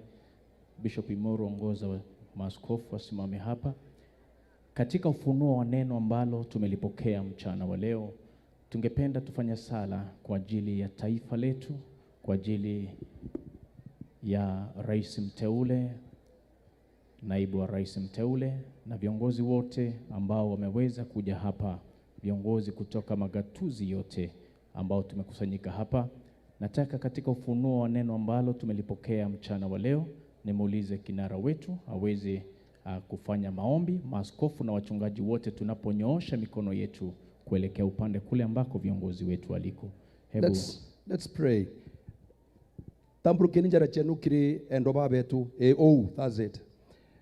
Baba wetu wa iguru tuguchokiria nkatho ntukuje na runtu bagutunenkera kanya gakumba kuona history in the making. Ibwaga nuntu bagutunenkera kanya gakumba guchokia nkatho nuntu bwa mantu jero jamaneno tugithiritie baba wetu matune. Na ntukuje na ro mwathani tukugutwariria mugambo june inya kuma KU kuria Numbers 10 and verse 29.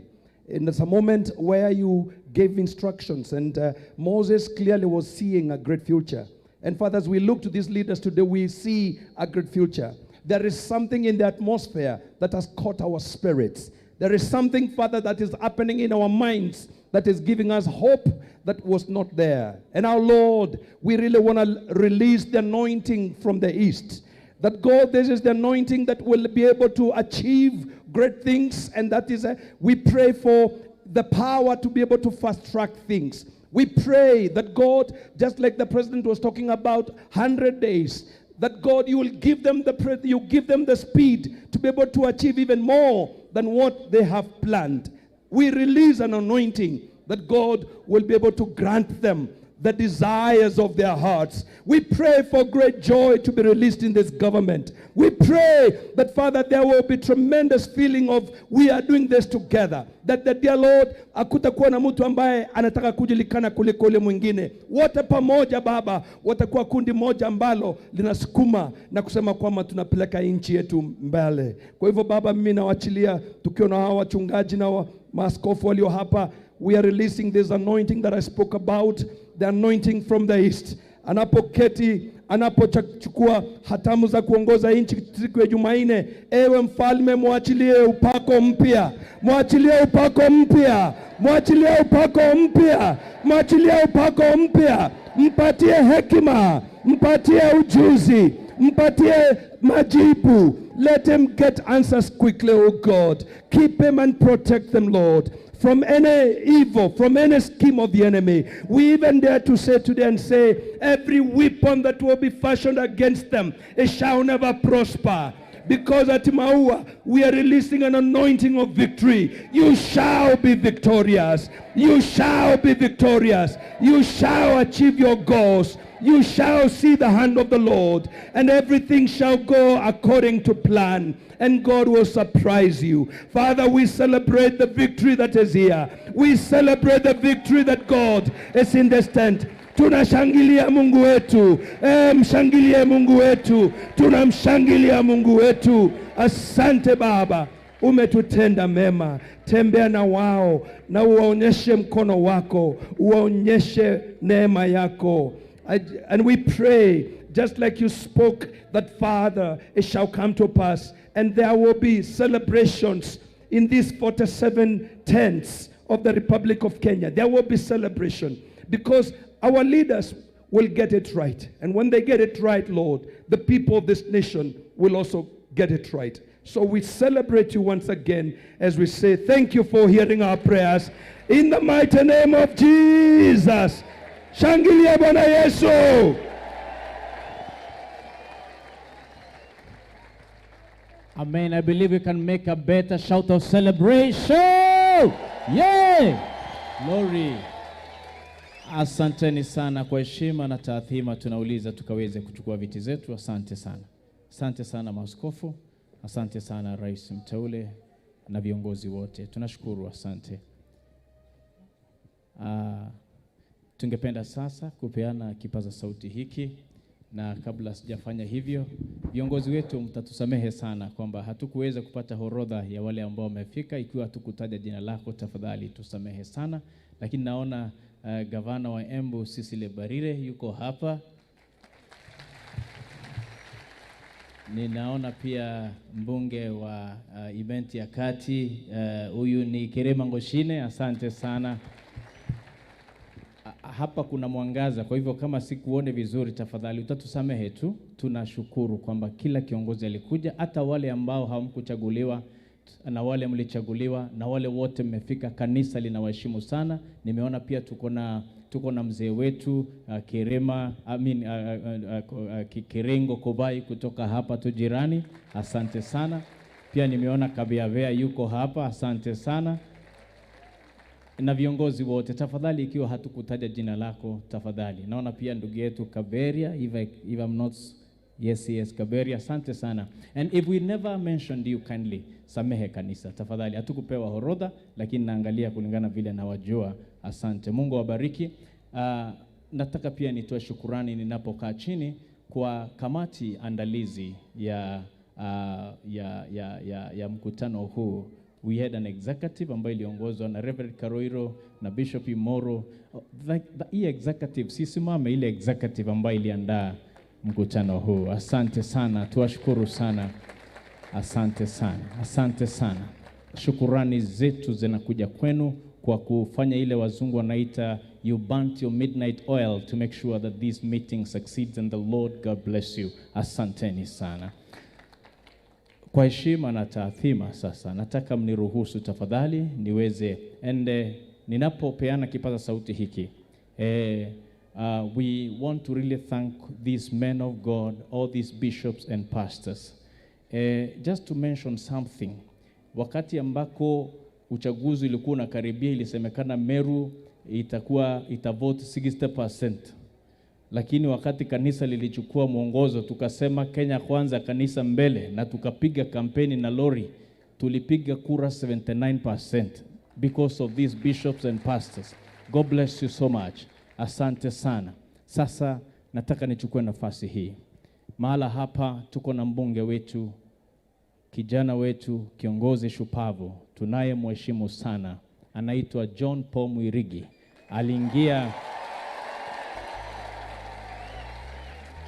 Aliingia bunge akiwa ndiye yule bunge mchanga sana. Saizi amepitwa na Totoo.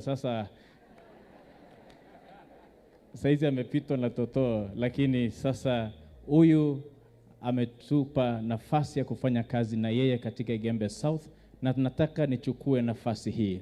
Mjiunge nami tafadhali, tuweke mikono yetu pamoja ninapomleta Mheshimiwa John Paul Mwirigi kuja kuendeleza program kutoka hapa. Karibu sana. Karibu mheshimiwa. Karibu sana mheshimiwa. Karibu sana mheshimiwa. God bless you. God bless you sir. Asante sana. Karibu sana. Thank you very much, mtumishi. Bwana Yesu asifiwe. Praise be to God.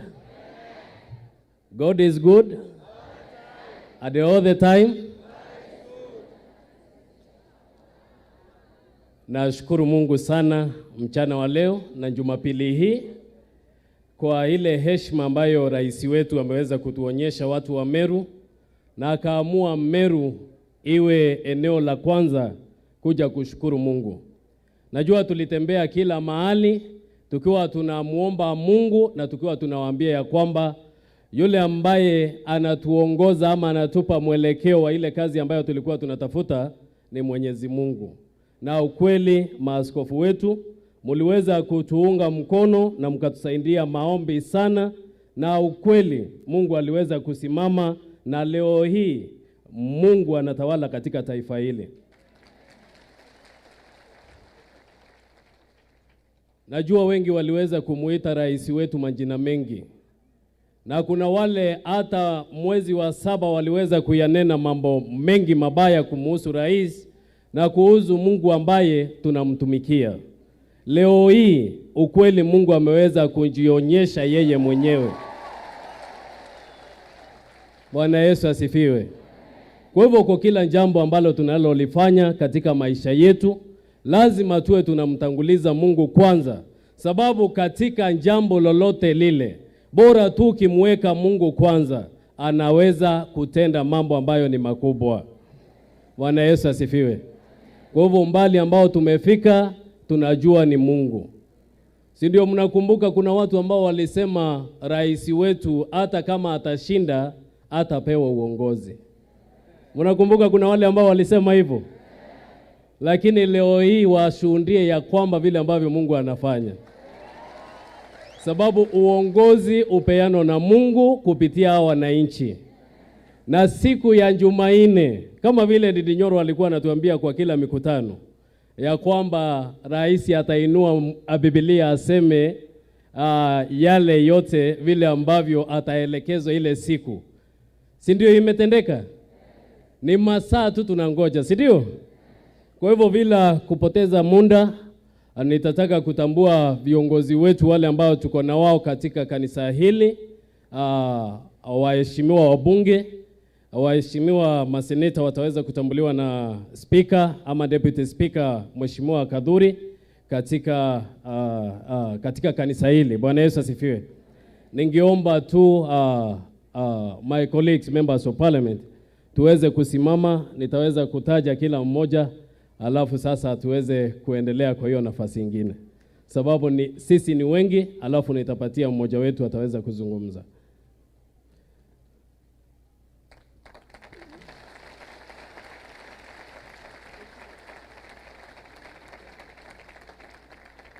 Tuko na waheshimiwa wengi. Tuko na Mheshimiwa Kareke Mbiuki. Kareke Mbiuki ni wa kule Mara na ni our senior. Saa hii ni kipindi yake ya 4. Asante sana mheshimiwa. Tuko na Mheshimiwa Patrick Munene. Patrick Munene ni wa Igamba Ng'ombe. Tuko na Mheshimiwa Moses Kirima. Moses Kirima ni wa kule Imenti Central. Tuko na Gitonga. Mheshimiwa Gitonga. Mheshimiwa Gitonga ni wa kutoka kule Manyata ya. Kuna Mheshimiwa Ridikiri. Ridikiri ni mheshimiwa wa pale Buri. Kuna Daktari Kanywethia Mutunga. Tuko na Mheshimiwa Kabiabea. Kabiabea ni mheshimiwa ambaye tulikuwa tunafanya kazi na yeye mheshimiwa, lakini hakufanikiwa. Ni mheshimiwa wetu kutoka kule Tigania East. Tuko na mheshimiwa hapa Didi Nyoro. Didi Nyoro ni wa kutoka kule Kiaro, atazungumza baadaye. Tuko na mheshimiwa hapa, Mheshimiwa Taitumu. Tuko na mama yetu Kadhambi. kutoka kule Joro. Tuko na Mheshimiwa Rahim Dahund.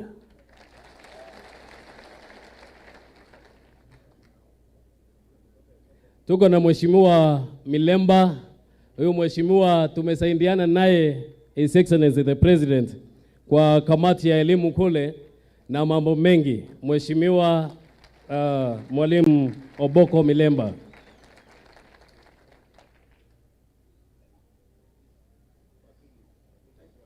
Tuko na wakili wakili Mureu. Mureu ni wa kutoka kule Gatanga. Tuko na Mheshimiwa Iringo. Iringo ni wa kutoka hapa Central. Tuko na Mheshimiwa Eruaki ametoka kule Igembe North, alikuwa mheshimiwa pale. Tuko na mama yetu hapa, Mama County.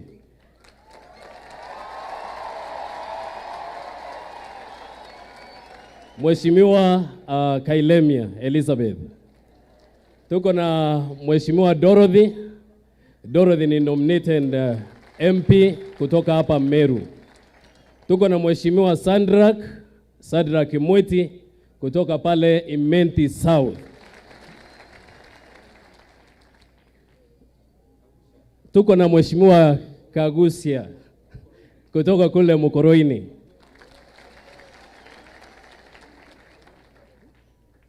Alafu tuko na Washira Karani kutoka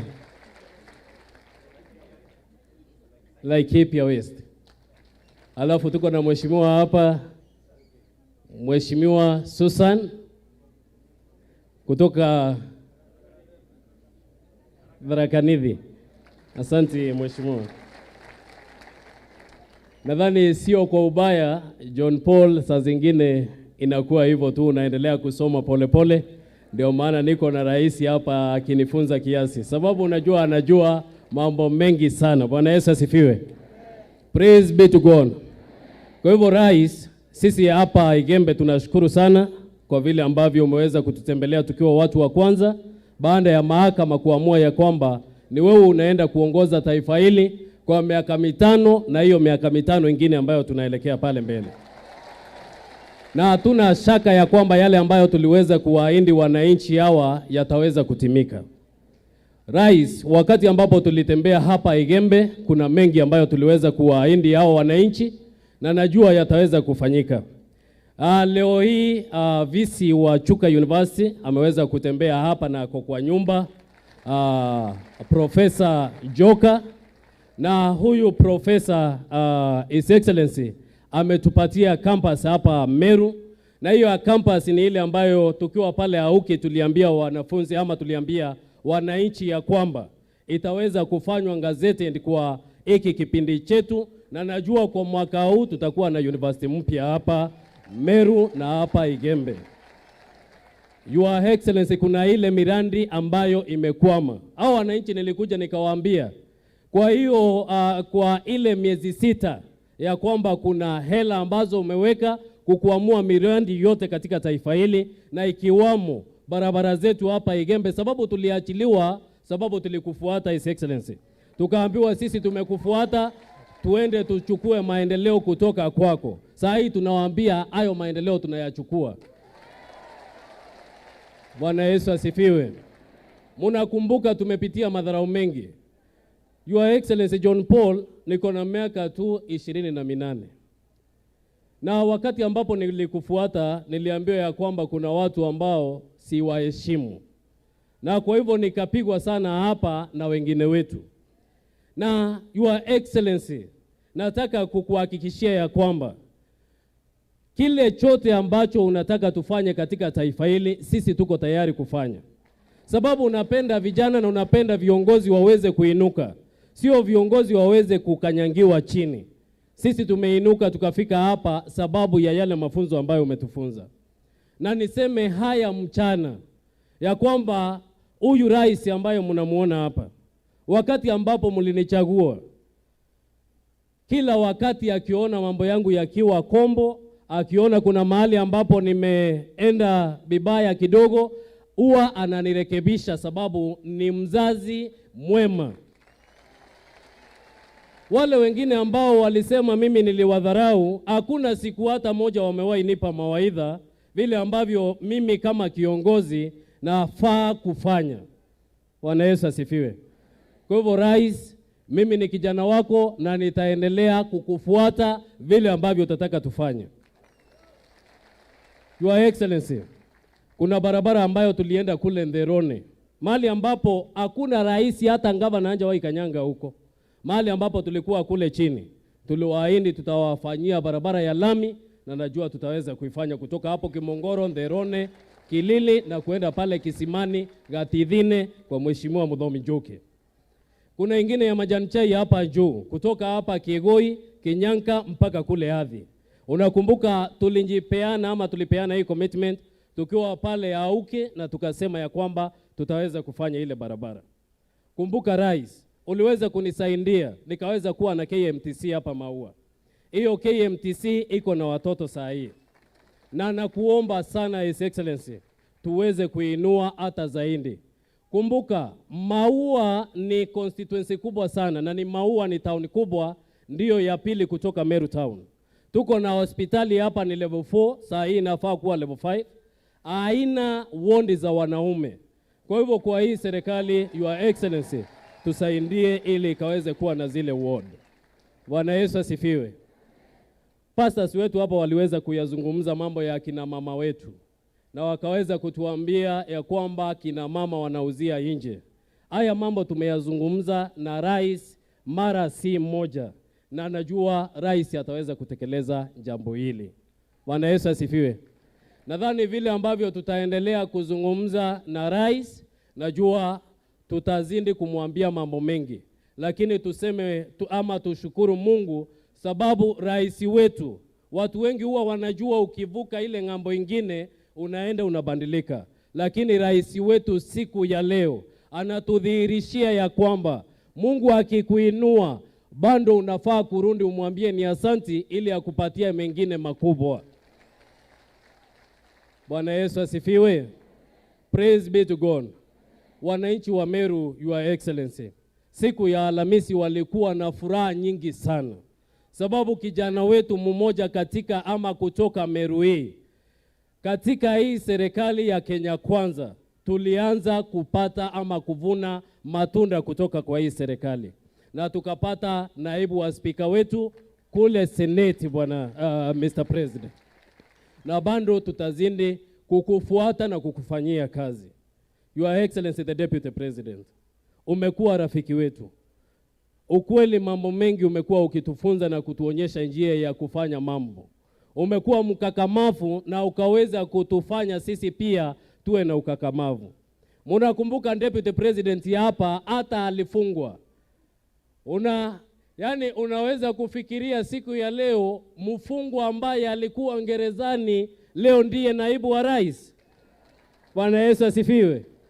Ukweli Mungu hutoa watu mbali, na vile ambavyo Mungu amekupangia hivyo ndivyo inafanyika. Kwa hivyo hatutategemea wale watu ambao unjifanya ndio ufanya, lakini tutategemea Mwenyezi Mungu.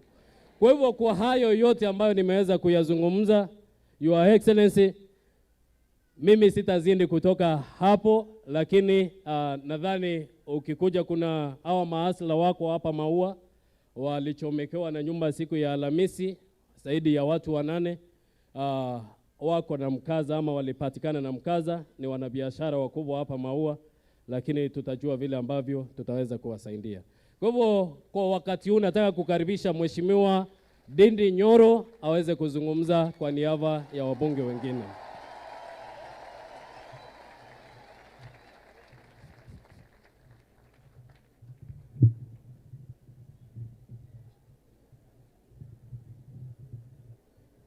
Asante sana Mheshimiwa John Paul, viongozi wetu wa kanisa, bishops wetu na wale wengine wote ambao ni viongozi wetu wa kiroho. His Excellency, our 5th President of the Republic of Kenya, His Excellency William Samoei Ruto, His Excellency my elder brother Mheshimiwa Deputy President His Excellency Rigathi Gachagua na viongozi wote wa kisiasa, Wakristo wenzangu, Bwana asifiwe. Mugeni Kairi, asanteni sana. Mheshimiwa Rais, nitachukua muda mfupi sana, na ya kwanza nishukuru hawa wazazi wetu na wangwana na the citizens of this constituency kwa kuchagua huyu rafiki yangu John Paul Mwerege.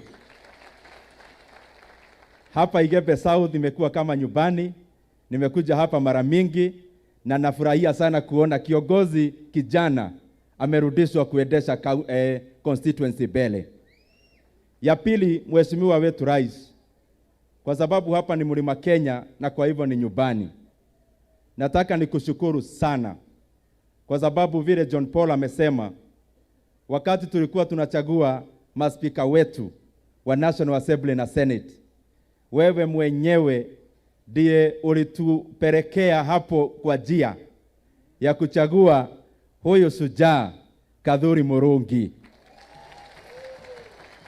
Na Mheshimiwa Deputy Rais, Mheshimiwa Rais, tumezoea hiyo sana. Itabidi sasa tuzoee rais wetu.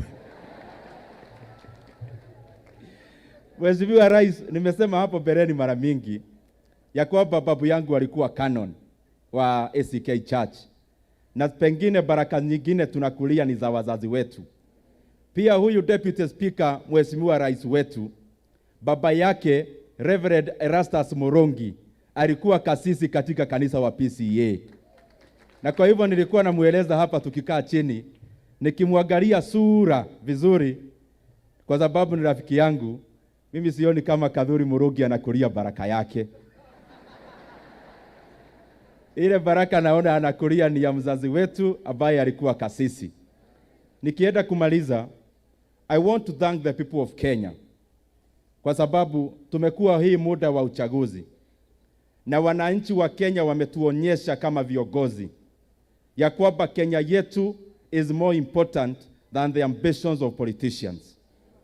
Kuna wanasiasa wenzetu wamezoea tukienda kwa uchaguzi, wana blackmail raia, wanawaweka kwa kona, kama hawapati kile wanataka, wanatumia raia vibaya.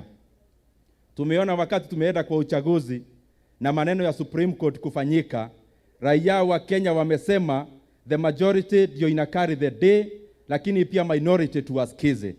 Na wakasema hakuna mwananchi tena katika historia ya Kenya atawahi tumika tena kurushia mwingine mawe ama kuandamana kwa sababu ya siasa. His Excellency the President, I have gone with you across the country. Na najua ile maneno yote umepitia magumu sana. And I can clearly tell today by the spirit of thanksgiving that is in this room, ya kwamba ile mateso yote umepitia kiongozi wetu Rais, mimi naona those were divine tribulations. You were meant to go through those tribulations to shape our character as leadership, and so that hata tukivuka mto, there is no man who will stand aseme ya kwamba he made His Excellency William Ruto Rais wa Kenya. And that is why all the glory, all the credit, all the honor is to the Almighty God for this victory. Lakini pia Mheshimiwa Rais, mimi naona ile magumu umepitia is because God wanted a strong leader in this particular time, in this hour, in this year, in the Republic of Kenya. Looking at the public information, just going to the Central Bank of Kenya website, Mheshimiwa Rais, you are inheriting a Kenya, a country that has a huge load in terms of public debt. Going around the country, I don't need to read anything. I just need to see and observe the many-stored projects. Looking at the livelihoods of the Kenyan people, looking at their pockets, Mheshimiwa Rais, most of the pockets are empty. And this movement is reminiscent of 2002, when President Kibaki took the reins of power. And I have no doubt in my mind, as President Kibaki succeeded to put our country into the path of growth, I have no doubt in my mind that we have a leader, a strong leader, a meticulous leader, a leader who will make the pockets of Kenyans have money in their pockets, a leader who will complete our stored projects, a leader who will lead our economy into the path of growth.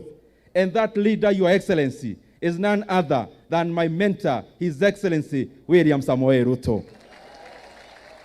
Asanteni sana, najua maneno ya ukulima itaangaliwa na rais wetu na ili yengine yote ya kibiashara na kiuchumi. Thank you very much. May God bless you. Congratulations, His Excellency, and congratulations, our Deputy President. Thank you very much. Thank you very much, Mheshimiwa Didi Nyoro. Your Excellency, tuko na viongozi hapa MCAs, na pia wao naomba kuwatambua. MCA wale ambao tuko ndani ya nyumba, tusimame tusalimie Wakristo.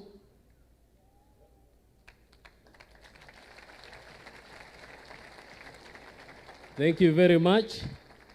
Mheshimiwa, tuko na pia viongozi wale ambao walianguka ama kura zao hazikutosha, lakini wameamua watuunge na tuweze kufanya kazi na wao pamoja. Wale ambao tuko na wao katika kanisa hili waweze kusimama.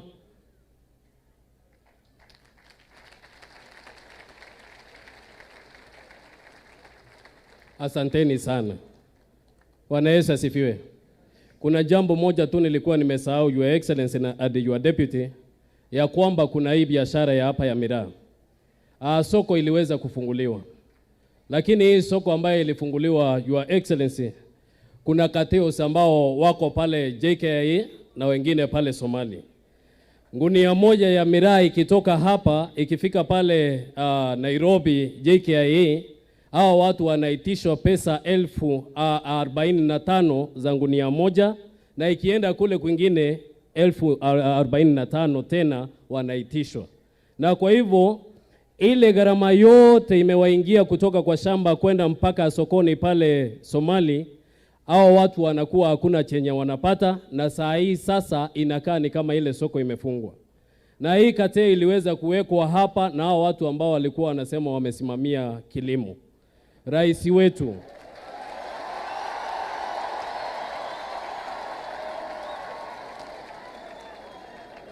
wetu, mambo ya ukulima najua unayafahamu kama usiku na mchana. Tafadhali kasaidie hao wakulima wangu wa miraa ili waweze kuwa na pesa na ili waweze kuinua jamii hii. Rais, mwaka wa 2017 wakati ambapo niliingia, wakati nilikuwa napeana pesa ya basari, sikuwa na watoto wengi wa kupatia pesa, sababu wakulima wa miraa walikuwa wanasimama hata na wale watoto maskini. Rais wetu kaweze kututengenezea hii soko, na pia zile soko zingine uweze kututafutia ili tuweze kuenda vyema. Sitasahau wa Ebo Captain, Mheshimiwa Mithika Linturi. Huyu sujaa, Your Excellency, amekuwa msaada wetu hapa Meru.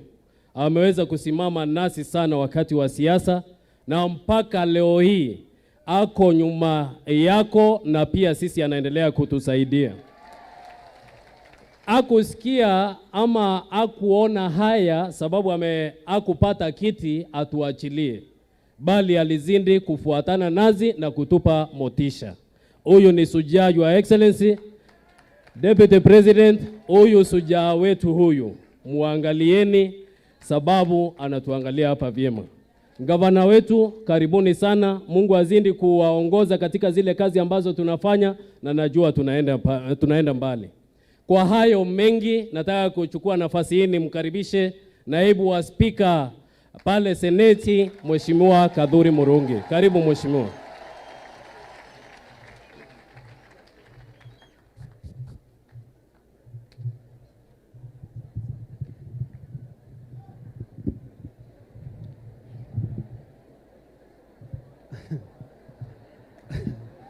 Asante sana rais wetu mpendwa na naibu wako, viongozi wa makanisa wale wako hapa, bishops, reverends na pastors, viongozi, wajumbe, maseneta wenzangu, na wananchi wa Meru. Bwana Yesu asifiwe. Weka mkono juu tuone kama mko na Bwana. Bwana Yesu asifiwe. Asanteni sana. Kwanza kabisa, unajua wakati nimeitwa naibu spika wananchi wanashindwa kweli. Kumbe Mungu ni Mungu. Si ni kweli? Mungu ni nani? Sasa aka kadhuri kamoja mnajua kama shinani. Ati sasa rais amesema awe naibu spika wa Senate. Si mnaona kweli Mungu ni Mungu? Kwa hivyo kwanza kabisa ni kushukuru wewe rais na naibu wako, sababu ya kuona ninatosha ndio niongoze bunge letu la Senate kama naibu spika. Kwangu mimi mwenyewe, familia yangu na watu wote wa Meru tunakushukuru sana sana sana. Na wewe tumeona kumbe wewe mahali tulikuwa tunahangaishwa bure. Tulikuwa tunapiga kula miaka 5, tunapiga kula yote hapo. Inakuja miaka 5 ingine tunapiga kula hapo. Lakini kuangaliwa ni shinda. Badala ya kuangaliwa vizuri tunahangaishwa. Hii serikali tumeleta, mimi naona sasa tuko nyumbani na tutaenda mbali vile Bishop umesema. Nataka kusema nitahakikisha ya kwamba tukiwa hapa Meru tunaunganisha watu wote. Tunaunganisha watu wote. Kuna wale walikuwa na sisi katika safari hii. Kuna wale wengine walikuwa wameotea wakaenda nje. Pia hao tunaomba warundi kwa serikali ya Rais William Ruto. Nitafanya kazi kwa karibu sana na bishops na kanisa ndio tuweze kufanya kazi ya Meru pamoja. Kwa hivyo ofisi yenu mimi nitaingia mara kwa mara. Rais, hii group hii hawa viongozi tulikuwa nao last 5 days pale Kambakia. Bishop ulikuwa umeenda safari kidogo siku hiyo. Lakini tulikuwa na bishop hapo na tukafanya maombi mazuri sana. Na hiyo maombi ndiyo ilizaa matunda vile tuliomba kwa masaa 3. Na sisi tutajiweka uongozi wetu kwa kanisa 100% ndio tuweze kufaulu. Hapa tuko na kiongozi rafiki yangu mwenzangu Senator wa Tharaka Nithi, Mheshimiwa Mwenda Gata ya Mofaya. Huyu ni senator kutoka pale Tharaka Nithi. Pia tuna senator wa Embu anaitwa Bottom Up, Bwana Alexander Mudigi, tuko pale nyuma. Rais, mimi nitaungana na wa senators watatu hapa Mount Kenya East pamoja na governors wetu kuunganisha watu wetu yote. Bwana Governor Mudhomi, nitafanya kazi na wewe sana kuleta watu wetu pamoja, na pia Excellency Governor yule alikuwa tunasoma naye pale Egerton, Cecil Balile, tutafanya kazi naye pia. Na pia hapa Governor wa Meru, vile sijaona hapa leo, na pia yeye ni rafiki yangu sana. Na nitafanya kazi na yeye ndio tuinue hii region yetu. Rais, kuna mambo kidogo hapa ilikuwa imekwama ile serikali nyingine. Wakati the first 5 years ulikuwa umetupangia mambo mazuri hapa Meru. Miradi mingi tukaweka kwa development program ya ile the first 5 years ya Jubilee. Lakini hiyo miradi yote second stage, the last 5 years, hiyo miradi yote ilikuwa wakati wewe ulitolewa kwa serikali na wale watu wakuwa wanatupenda. Kwa hivyo hiyo miradi iko na ndio Bwana John Paul alikuwa anataja. And I want to thank you because you have really committed to make sure that will be your first order number 1 ikifika Jumanne. Mimi ile kitu naomba sijui Jumanne inaweza kuwa ni kesho, iletwe mbele Tuesday iwe ni kesho, alafu tuende Monday iwe Tuesday. Ndio tuweze kumalizana na hii maneno, because kusema elect namna gani tulielect na ikakuwa ni yeye president. Kwa hivyo hata Bishop usisumbuka na kusema elect. Huyu ndiye rais wetu na huyu ndiye naibu na rais wetu. Na hakuna sisi hatuna shinda. Hata kuna wengine nimeona ati wanaenda ati East Africa Court of Justice. Tena huko kumangamanga Arusha sijui kufanya nini. Tunataka kumwambia hii kesi ilikatwa na Mungu zamani. Na hata ikipelekwa wapi, the results will still be the same. Hata akienda wapi, labda aende kwa shetani, wahangaike na shetani huko. Sababu Mungu tayari ameamua rais wetu ni nani na naibu wetu ni naibu rais ni nani. Kwa hivyo watu wetu wapendwa, mimi sina mengi sababu najua wakati mbosi yako penagi uongee mambo mingi una confuse dunia.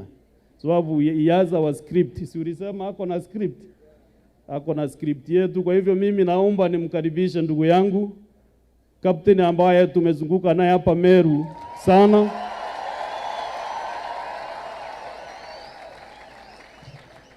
Na kapteni akiongea atakaribisha wa governors, alafu protocol iende namna hiyo. Mahali yangu imefika, wache kuhamia hapo, si ndio? Lakini kusema ukweli, huyu mwanaume ni shujaa kabisa, huyu rafiki yangu. Na mimi naona pia yeye Mungu atambariki, na hata sisi hapa Meru tutafurahia vile Mungu ataleta baraka yake. Kwa hivyo rais, sisi tuko nyuma yako 24/7 tukiwa wa Meru, na mimi nitaitumikia Kenya yetu na wewe. Ewe Mwenyezi Mungu nisaidie.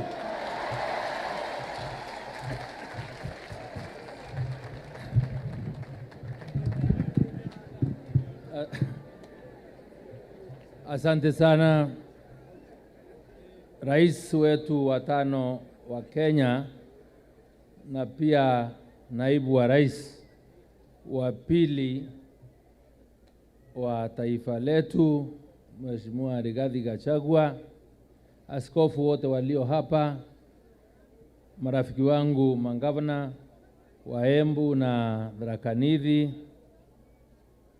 itifaki zote sikifuatiliwa. Bwana asifiwe. Bwana asifiwe tena. Kabla ya kusema lolote, naibu wa rais wetu nimesikia lazima tuswe. Unajua saa ingine tunaweza lia sababu saa ingine hatuamini yale Mungu ametutendea. Lazima tumshukuru sababu kama sio hii favor ya Mwenyezi Mungu, wengine kama sisi na nyinyi mnajua, ndio niko na raha zaidi. Probably leo ningekuwa kamiti kama hatukuweza kuchukua hii kiti. Kwa hivyo sio rahisi kwangu kuona kweli finally freedom has come. Freedom has come, and we must thank God for this this moment and this favor. Allow me with humility, President William Ruto, recognize our Mama County, a women rep alisaulika. Ndaka moja kuja wewe useme unajua I believe in empowering women, na kina mama lazima tuwatambue. Kwa hivyo mama, tafadhali, najua tuko na shinda ya saa, lakini tafadhali tuvumilie kidogo, mama aseme. Mimi si wa kusema mengi, alafu tuweze kualika wengine.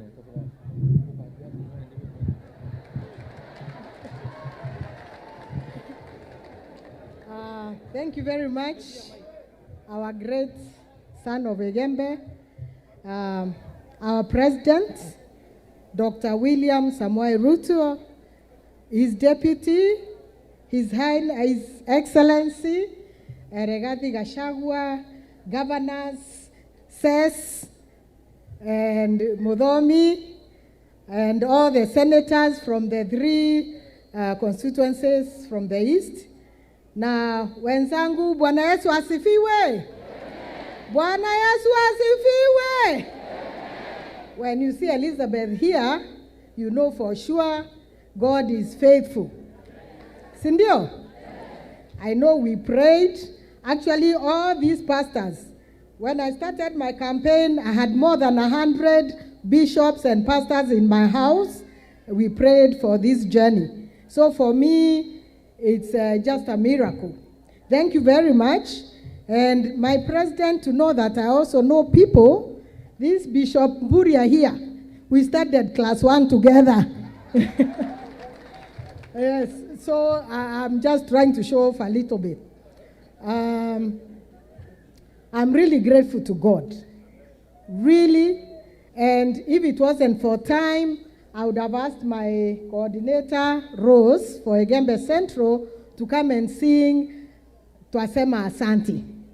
Kwa sababu truly, we are thankful to God. We know it is not by our own making, it is because of the Lord.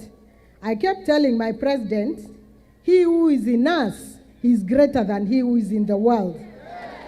So I was not really scared. I was not scared because I know what the Lord starts, he says to the end. Achangi kitu nusu, akianzisha, anamaliza. There is a bishop who has talked about God had to separate President William Ruto with the others because actually he wanted to show his power. You remember David and Saul? They were great friends. But a time came that they had to separate so that God could have manifested his power, so that David would have been strong, like we have been told, to be able to take up the country of Israel. In my own seeing and thinking, I'm seeing our David, and he will do exploits because of our Lord Jesus Christ.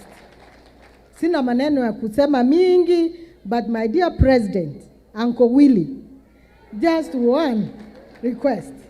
I'm a mother, naitwa Mama Safi, na ni mama ya kweli. So my interest is in our children, our youth, but you have promised that you are going to create jobs. And I'm here, mama nitaendelea kuomba. Tumeomba na mama Her Excellency Rachel, tumepiga makoti kwa soko, and that's why I really believed that the war is over. My request is, these children, we've been told education is free, yet every other day watoto wamefukuzwa shule. Ni kweli? So I'm begging that we do something about it so that our children will not be chased from school now and then. We are wasting so many man-hours as they are looking for school fees. The other request, Your Excellency, with all humility, we have a lot of semi-arid areas, and our children sometimes don't go to school, but I would request if there is lunch in the schools, either in the secondary day schools or in the primary, so that our children can be able to study. Huwezi kustudy ukiwa na njaa, hata kama uko mwerevu namna gani. So I'm requesting, Your Excellency, that we have free lunches in our schools.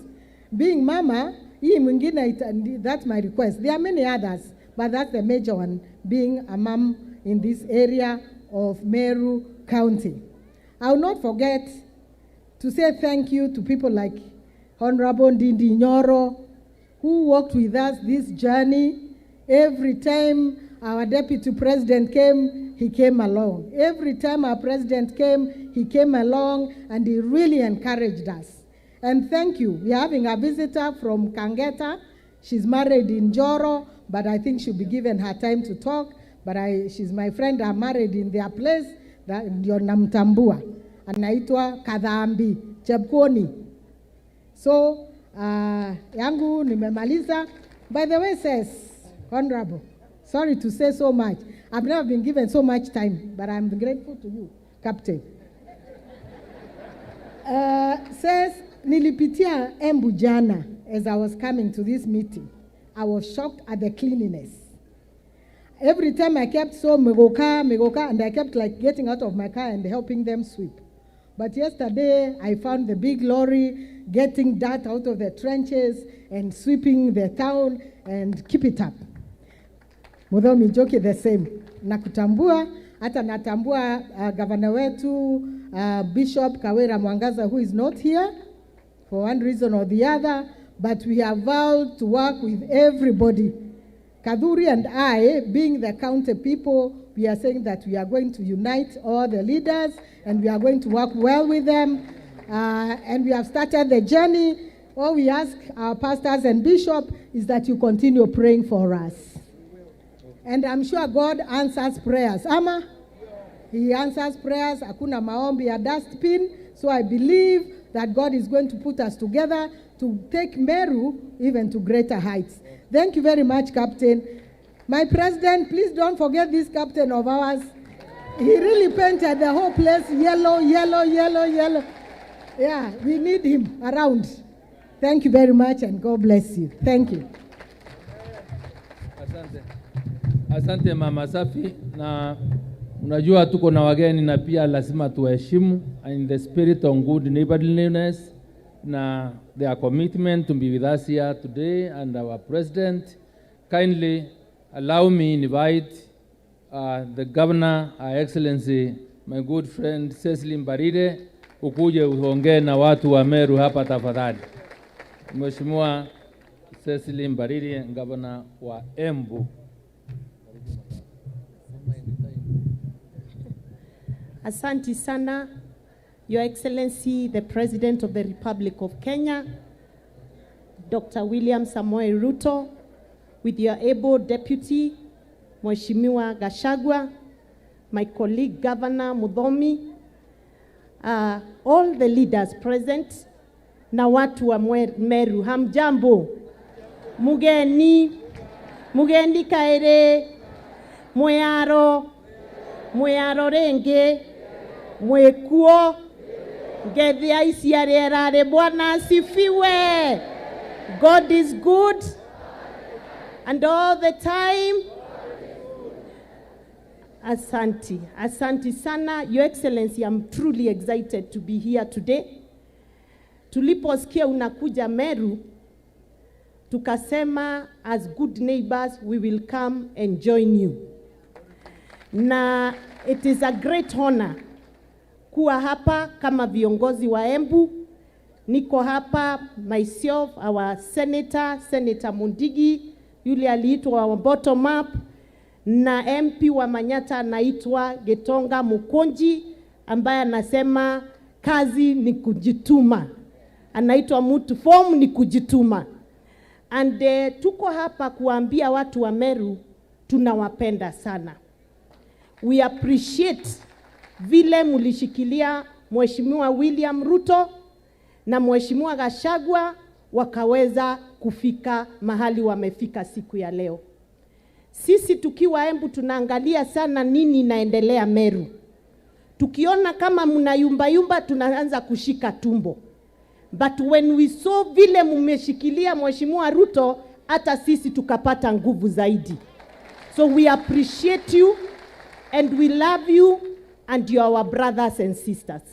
Kwa hivyo hata ukipitia Embu, simama hapo town, kunywa chai, oromeka mugoka, ukinauka Meru. Nitwegu sana, na tunataka tufanye kazi pamoja. Na nataka kusema hivi, watu wa Meru, we have a great leader in William Ruto. He's a great team player. Musidanganywe ati ni sisi tulijiongoza, yeye ndiye alitusukuma. Na alitushika mikono sisi wote, akatusukuma tufanye kazi, tutafute kura, ndio tuweze kushinda hii kampeni. And to show you that he was truly the team leader, angalia wakati tulitoka Jubilee. Si Jubilee imeisha? He was the agent behind Jubilee in 2013. He was the agent behind Jubilee in 2017. And is going to be the agent of the country called Kenya going forward. Sisi ombi letu ni moja tu, Your Excellency. Mheshimiwa Linturi, I'm your young sister. Give me 2 minutes. Kutoka Embu, kwenda Tharaka Nithi, kufika Meru, tunaita Mount Kenya East. Shida zetu unazijua. Tunakuomba uangalie mambo 4-5. Number 1, tafadhali look at the coffee reforms and get us good money for our coffee. Look at Mera and Mogoka, get us good markets, give us good money for it. Angalia majani chai yetu, get us good markets and good money. And we passed a very good law, Your Excellency, in the last parliament. But the reforms seems to be having challenges. Give it your all, get us good money for our tea. Angalia mambo yetu ya bananas. We have a lot of bananas between Embu and Meru. We can feed the whole world with bananas. Help us get market for our bananas. Help us get market for our milk. Maziwa yetu ya ng'ombe tusaidie. Then bring the hustler fund. Vijana si munangoja hustler fund? Tafadhali leta kwa haraka, tuanze kazi, sisi tuko tayari, fomu ni kujituma. And Your Excellency, we are ready to support you. We are ready to stand beside you, behind you. Whatever you tell us to do, tutakuwa frontline to make sure you deliver as Kenya Kwanza. And I want to tell you one other thing, Your Excellency. That deputy president you have, he's an amazing guy. Ile kazi alifanya hii Mount Kenya East akitafuta kura, tafadhali mpigieni makofi Mheshimiwa Gachagua. And he's committed to the bone to our issues. So we have no fear that with Kenya Kwanza tuko sawa. Kanati ando wakwa, toti sawa. Finally, Your Excellency, this man, come here, my brother. This guy, acha nikushike mkono, you are my brother. This guy is a brother. We started serious politics with him in 2012 tukiwa mimi, yeye na Kareke Mbiuki ambaye ameketi pale. You are aware we were the people who pushed the TNA agenda in Mount Kenya East. We call him our general. And he made Meru County yellow. From the day he decided to run for governor, this guy never left Meru County. Tafadhali, mimi naomba tu bendera ya Meveka Linturi. Bendera.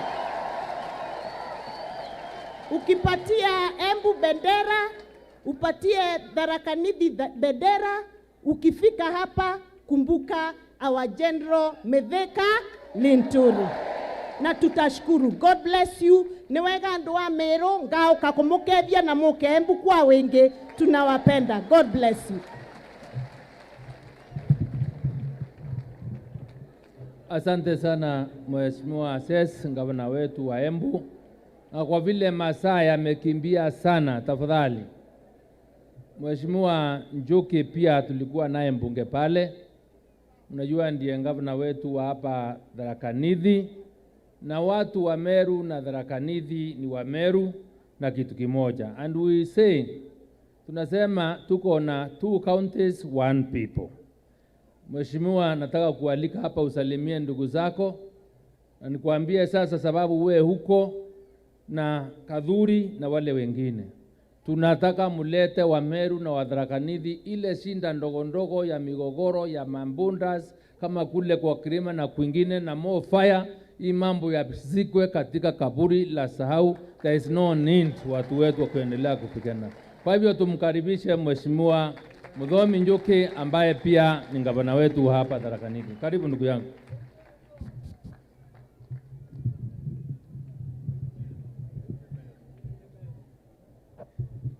Thank you very much, Captain Linturi.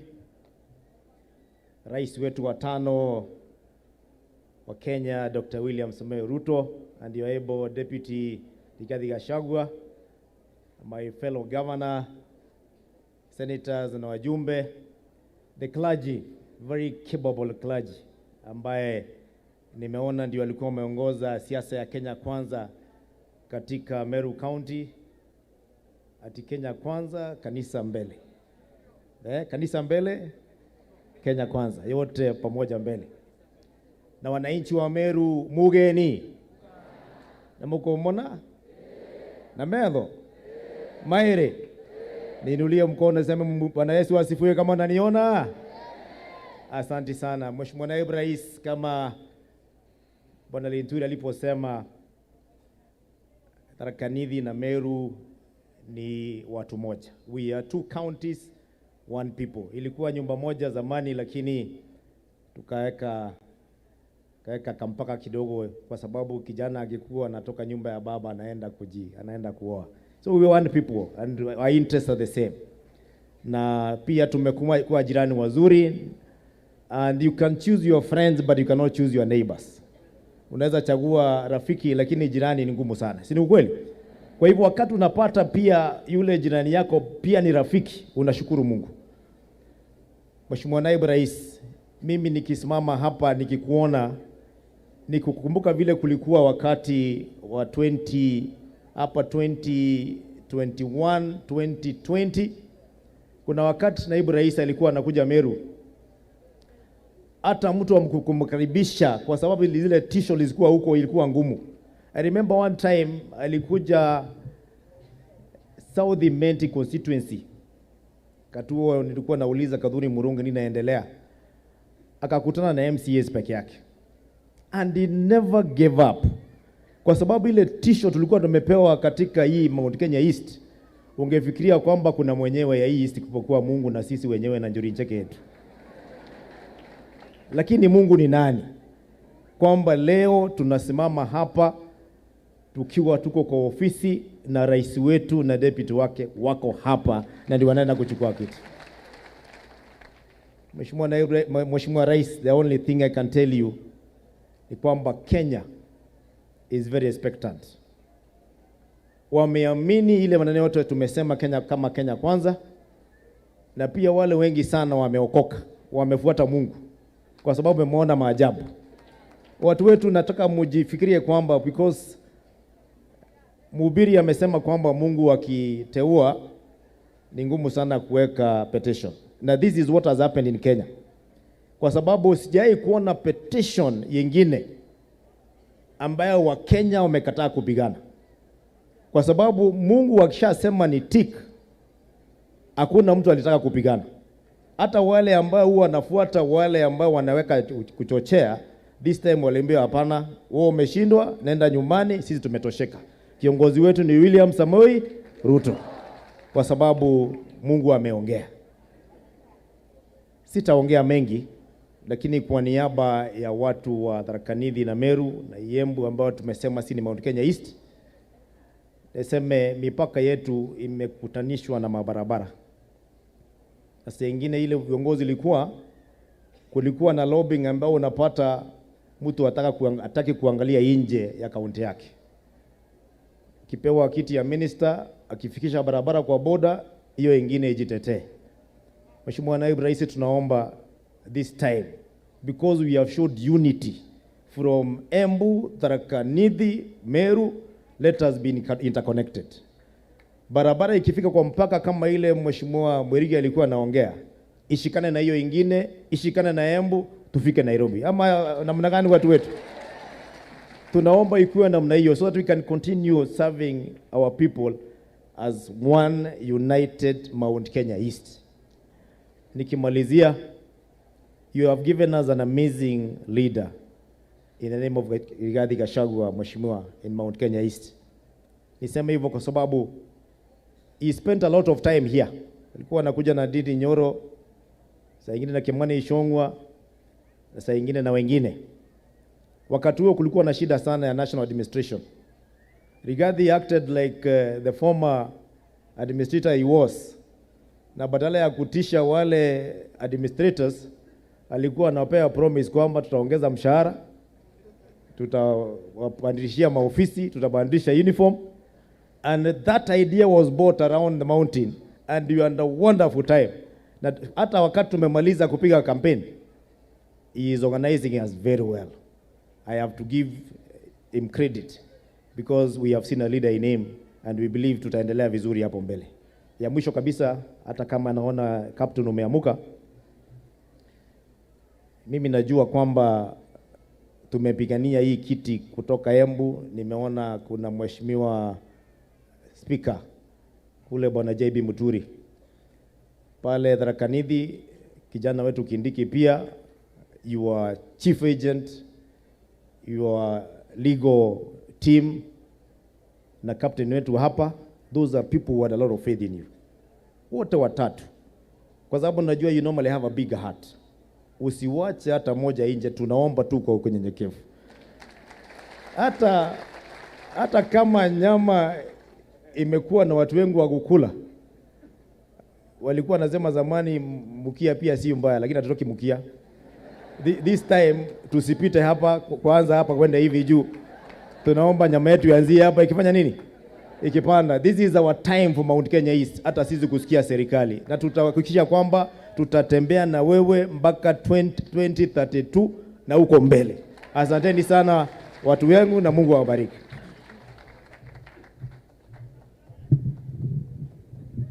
Asante ndugu yangu Muthomi Njuki.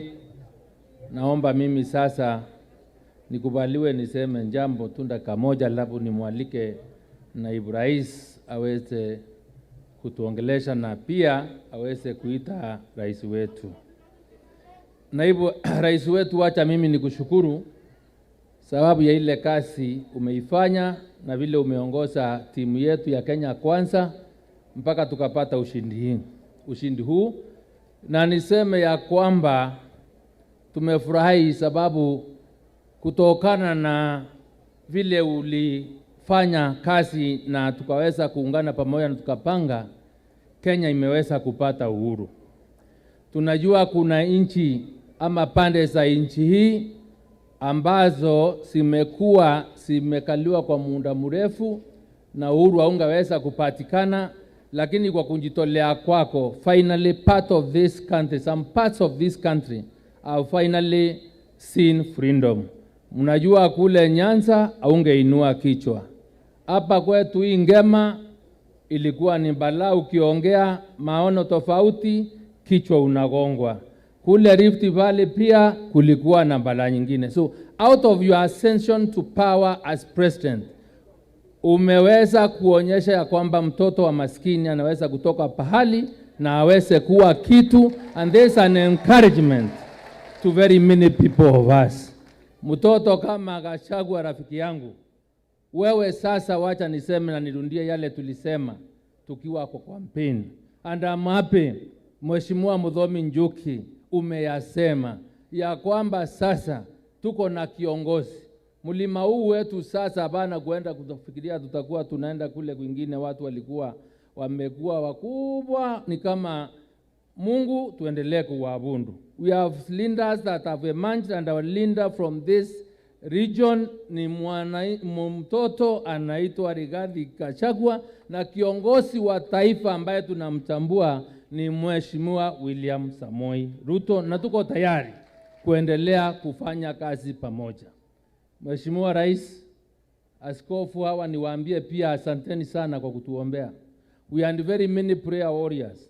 People were out there fighting in their own different ways. Na leo nitoe amri hapa, wale wanajua kikosi tulichokuwa nacho na kile kilikuwa msituni, kupigana na njia zote, sababu uhuru wote tumepata sasa, kama ule wa 1963 vile Mau walitoka wakapeleka bunduki pale Ruringo kule Nyeri ya kumaliza vita, na sisi zote wale walikuwa wamesema hapana kwa ule utawala na vita ya intimidation na threat. Tuachane vita, tuungane pamoja, Kenya tuweze kuipeleka mbele, na nirundie in the spirit of reconciliation and building this country forward. The Bible says, I may not be able to cite the specific book or the specific verse. Hata dhambi zako kama ni nyekundu kama damu, ukiomba kusamehewa utaweza kusamehewa. Wale wametukosea tumewasamea nyote, tuungane pamoja tuweze kupeleka Kenya yetu mbele. Na niseme nikimalizia, kutoka next week, na ndio amri natoa kwa kile kikosi changu, sababu tumepata uhuru na tumepata serikali, tuende zote tunyolewe, tutoe mandevu zote, tuingie sasa sote tuungane na serikali, sababu nyinyi mnajua kuna wale watu wote walikuwa namna hiyo. na kwa hayo mengi sana mimi nimepata huru. Sasa mimi narudi nikiwa mtoto sawasawa na naenda kuwa smart. Nataka kuchukua nafasi hii niseme na nimalizie. Rais, mimi nakuombea uendelee kutuongoza vyema hivyo.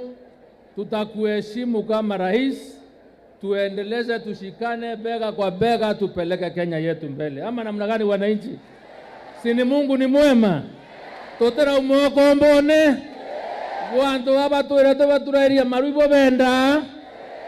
Bye bye kwao. Kanani atea? Pesa sawa.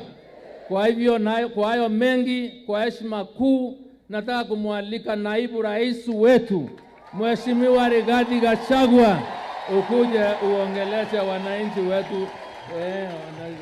Asante.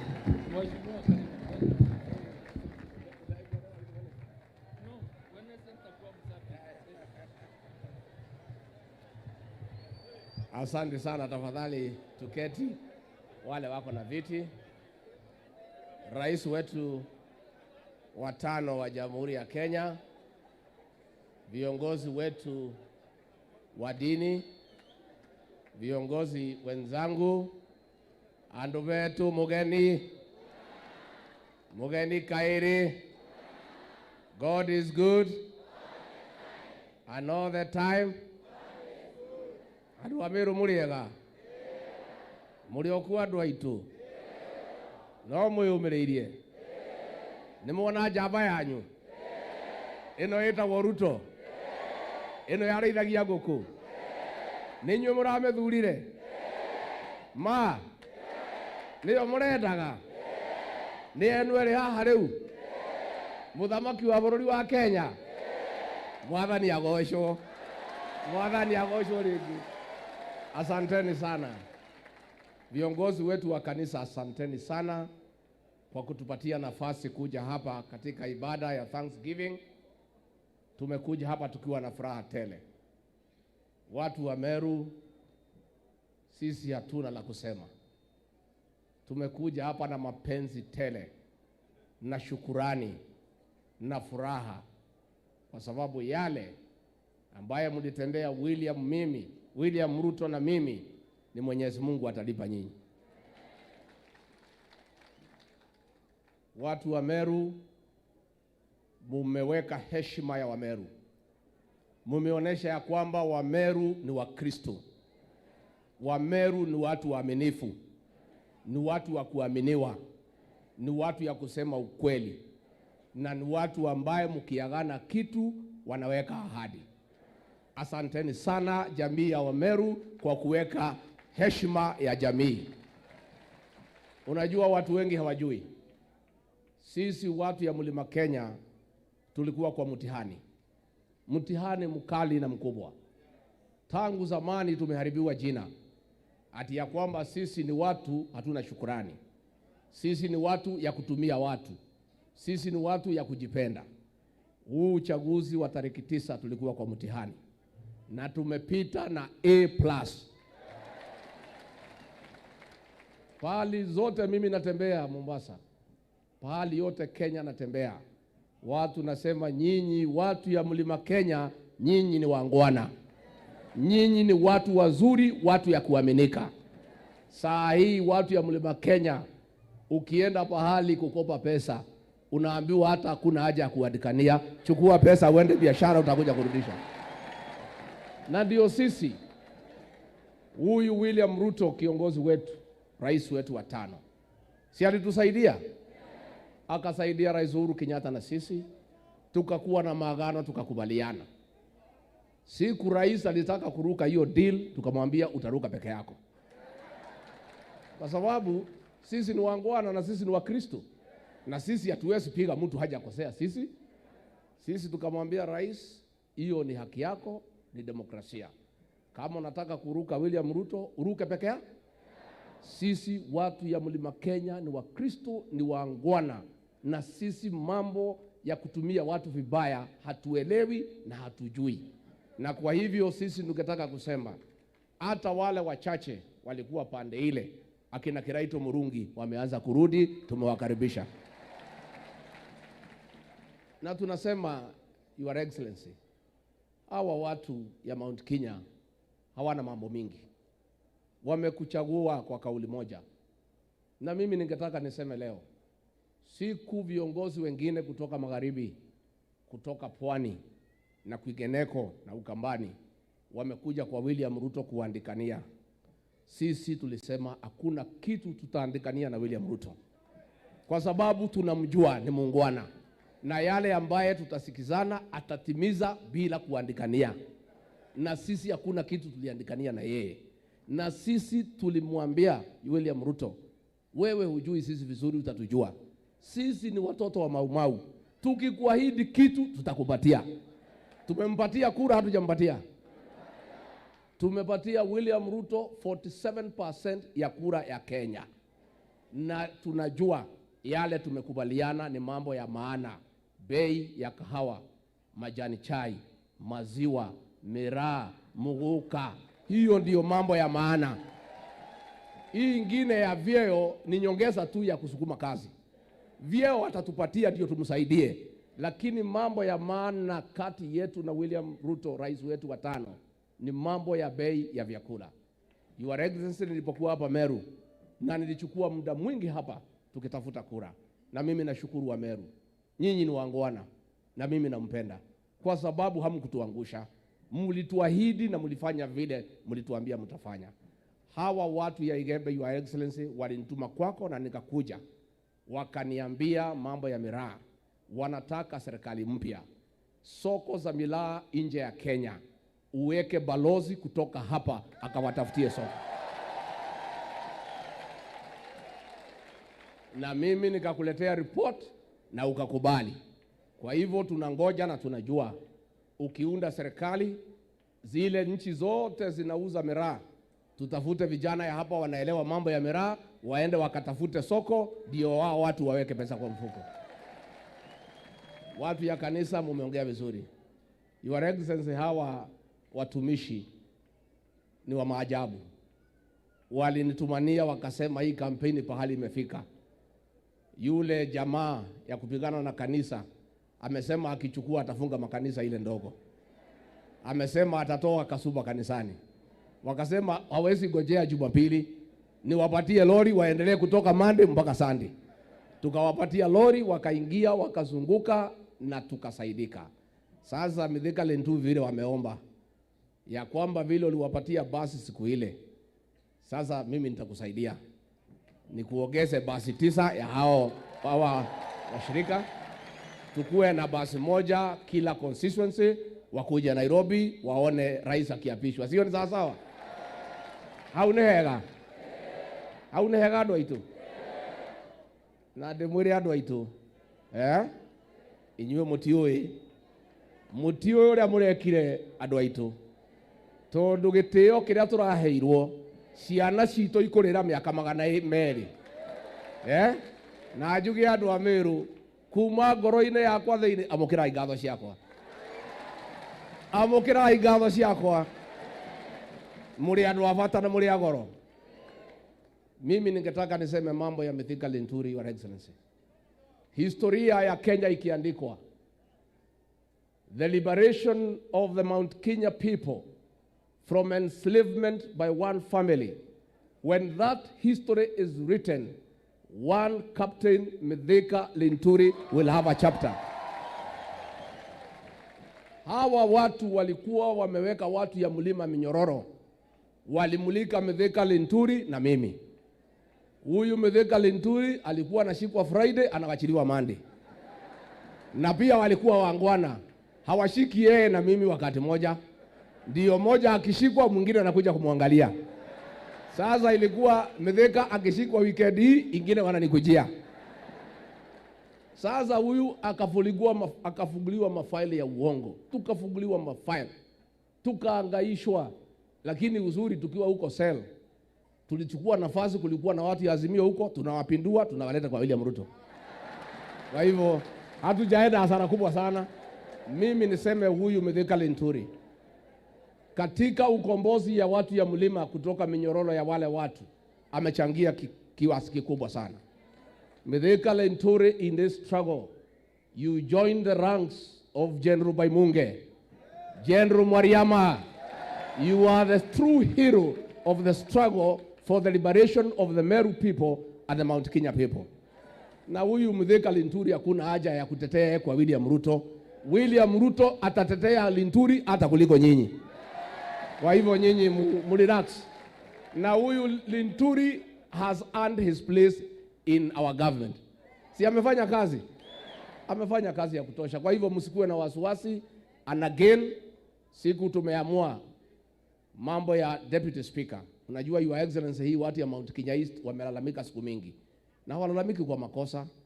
Walikuwa wanasema tukienda uchaguzi na watu ya Mount Kenya West, mlima inaondolewa. Si ndio mnasemanga?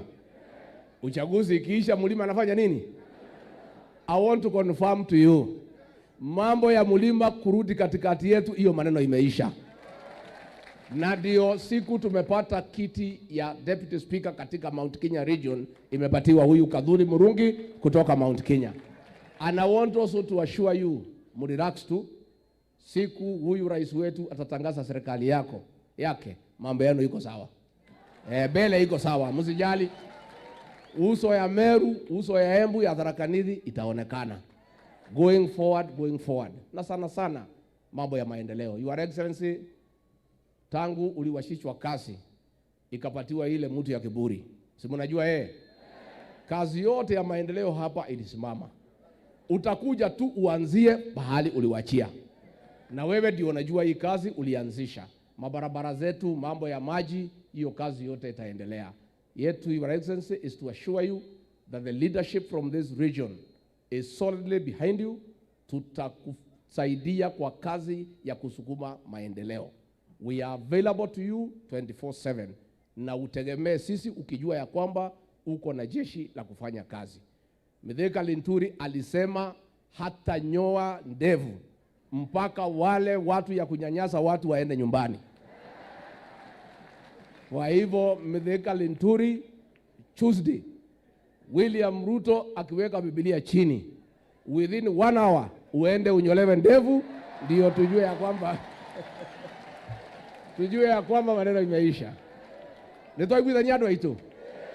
Nitwaiguithania? Ndimwitire jamba ya riu yuke mwaririe. Nimukenete? Andu aitu nimukenete? Nimurahotanire ka mutinahotana? Na niseme rais wetu Uhuru Kenyatta, tunamualika kwa heshima. Hatuna maneno na yeye. Yeye atapata heshima yake akistaafu. Tumechukua nafasi kumualika Kasarani, akuje apeane uongozi, mchana watu wakiangalia, alafu aende nyumbani apumzike. Niguo andu aitu? Mwitayari twamukire jamba itu? Rugama ina iguru. Haya, karibu Rais wa Jamhuri ya 5, Mheshimiwa William Samoei Ruto.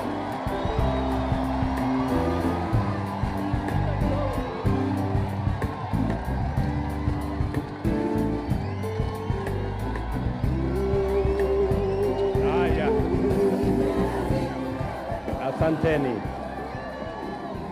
Asanteni sana. Asanteni. Tunaweza keti chini. Asanteni sana. Asanteni sana.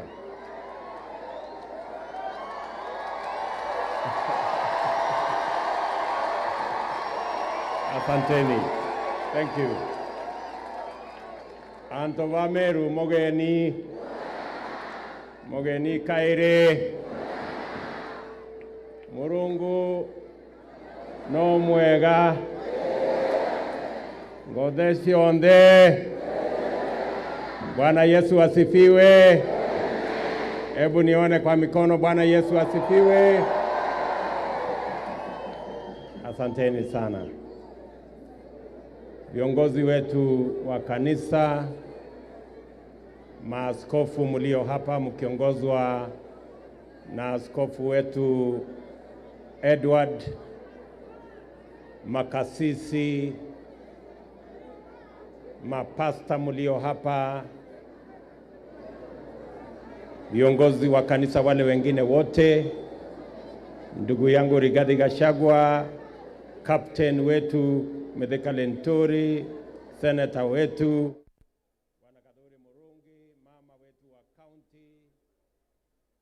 na viongozi wa bunge, ma MCA, ndugu zetu wa MAUA, hamjambo? Basi mimi kwanza nataka nichukue nafasi hii nimshukuru Mungu kwa sababu ya kutufikisha hapa Meru, hapa MAUA siku ya leo. Asanteni sana kwa kutukaribisha hapa MAUA.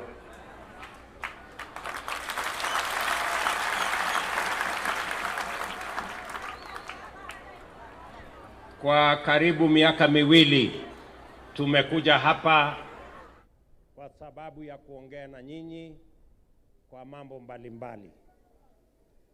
Lakini leo tumekuja hapa ibada ya shukurani. Tumekuja hapa kumshukuru Mungu kwa sababu yale yote tulimuomba Mungu alitutimizia.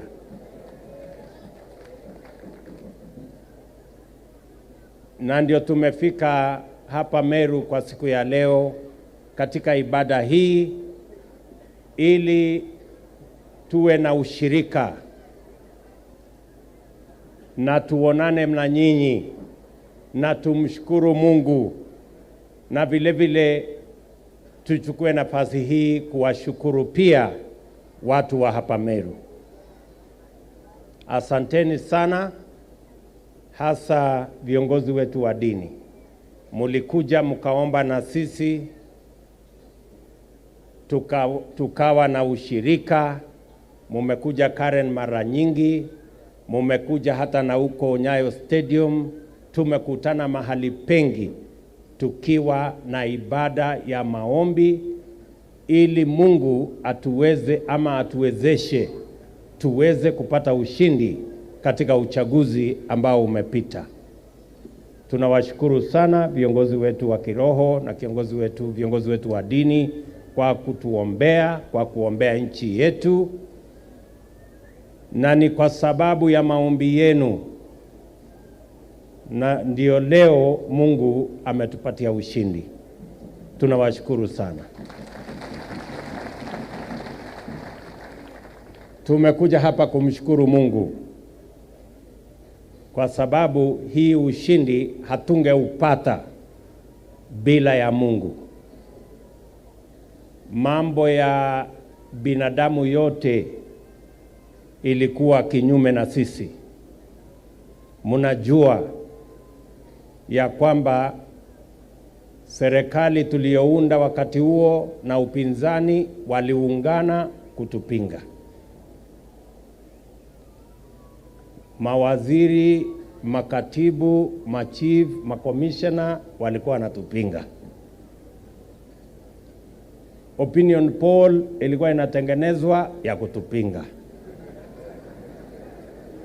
Hata tukaambiwa hakuna naibu wa rais ambaye amewahi kuchaguliwa kwa mara ya kwanza. Tukaambiwa hakuna rais amechaguliwa akiwa amejaribu mara ya kwanza. Hata tukaambiwa na hata tukishinda hiyo kura hatutashinda kwa sababu kuna deep state itaiba kura yetu. Kwa hivyo kwa mipango na makadirio ya binadamu sisi hatukukuwa ni watu wa kushinda. Lakini kwa sababu kuna Mungu mbinguni, jameni, na neno la Mungu kwa Danieli 11:32 inasema wale wanaomjua Mungu wao watakuwa shujaa na watafanya mambo makuu.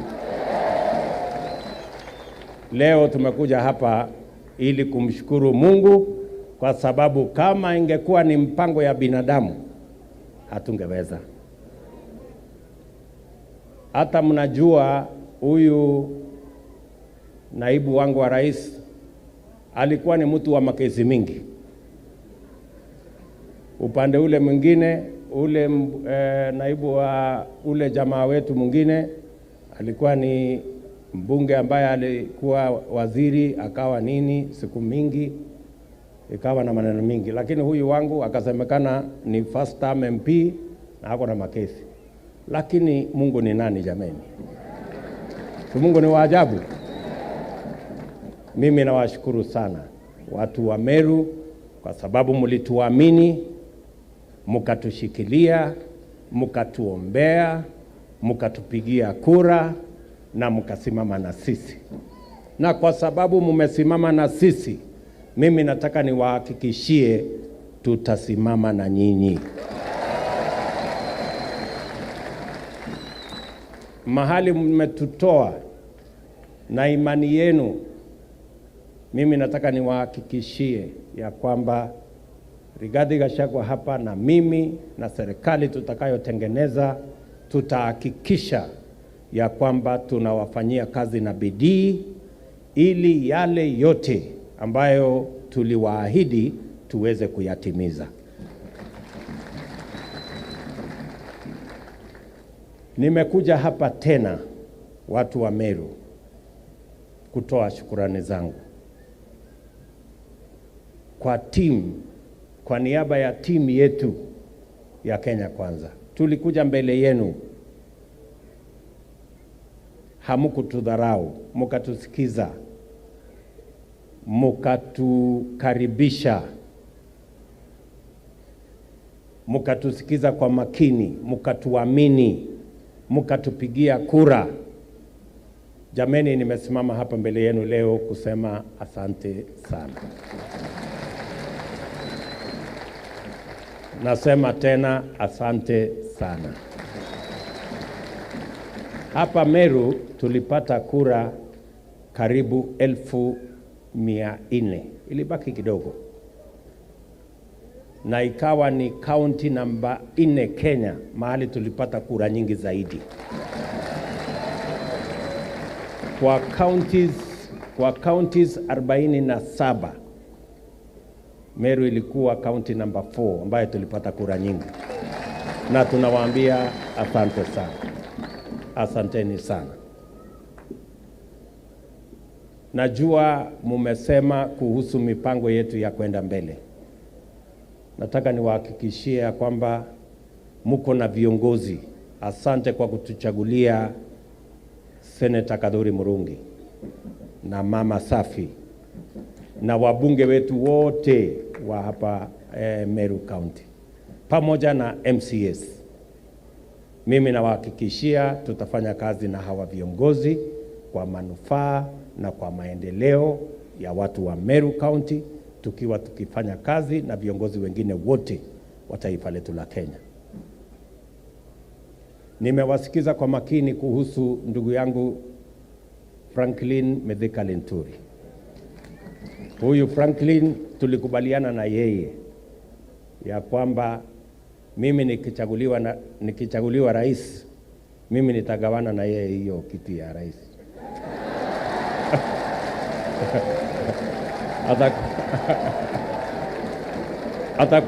Atakuwa na kasehemu, si ndio? Atakuwa na kasehemu kidogo hapo. Nikisonga na kiti kidogo. Kwa hivyo msikuwe na wasiwasi. Msikuwe na wasiwasi. Huyu ni shujaa wetu, na wale wengine wengi ambao pia pengine hawakupata nafasi, mimi nataka niwahakikishie hawa watakuwa na sehemu katika serikali yetu ili tuweze kwenda mbele tukiwa pamoja, na ili washughulikie ile mpango ambayo tuliuza pamoja na wao ya maendeleo ya taifa letu la Kenya. Mimi nataka pia niwahakikishie ya kwamba tuko na mpango ambayo tulikubaliana na nyinyi, mpango ya maendeleo. Tuko na yale mambo mbunge wenu huyu kijana, na mimi nataka niwahakikishie huyu kijana wenu John Paul Mwirigi Niliwaambia huyu ni kijana, kiongozi kijana ambaye anaenda mbali, na niliwaahidi nitamshika mkono ili tuweze kuwa na viongozi bora zaidi katika siku zijazo. Tutafanya kazi na yeye, na muko na kiongozi shupavu. Yale mambo ya barabara amesema, mambo ya campus ya university amesema, mambo ya KMTC amesema, mambo ya maji ya hapa Meru amesema, mambo ya hospitali level 4 ambayo inatakana kuwa level 5 hapa MAUA amesema. Haya mambo yote yako katika orodha ya yale mambo tutayashughulikia baada ya Jumanne. Sawa sawa. Kwa hivyo msikuwe na wasiwasi, tuko pamoja na viongozi wenu wote ili kuyatimiza yale malengo tulikubaliana pamoja na nyinyi. Nataka vile vile mjue ya kwamba mpango wetu, mbali na mambo ya viongozi, mpango yetu ni mambo ya wananchi. Mumeniambia kuhusu mambo ya miraa,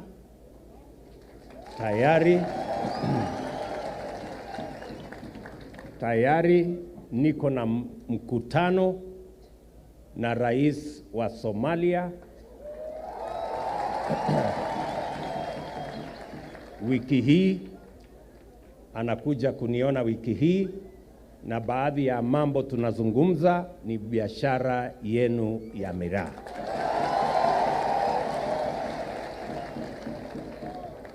Musikue na wasiwasi na biashara hiyo, na wale mabroka na makatel wasiwatishe. Mimi mumenipatia kiboko, hawa watu nitawanyorosha.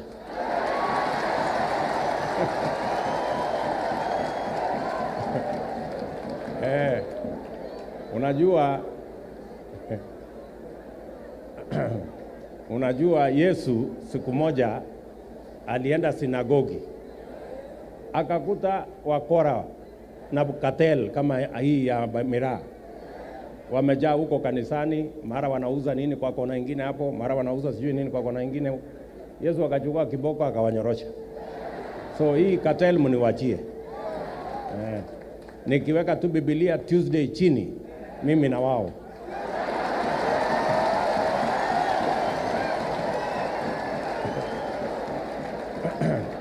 Kwa hivyo kama kuna mtu hapa, kama kuna mtu anajua cartel ni ndugu yako ama rafiki yako, fikishia yeye habari mapema. Tumekubaliana? Mpatie notice ama ilani, mwambie ule mtu amesema anawakujia.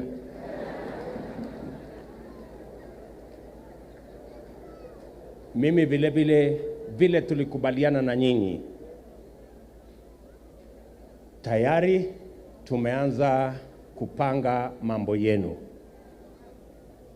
Tumekuwa na mikutano mingi kwa siku 3-4 zilizopita,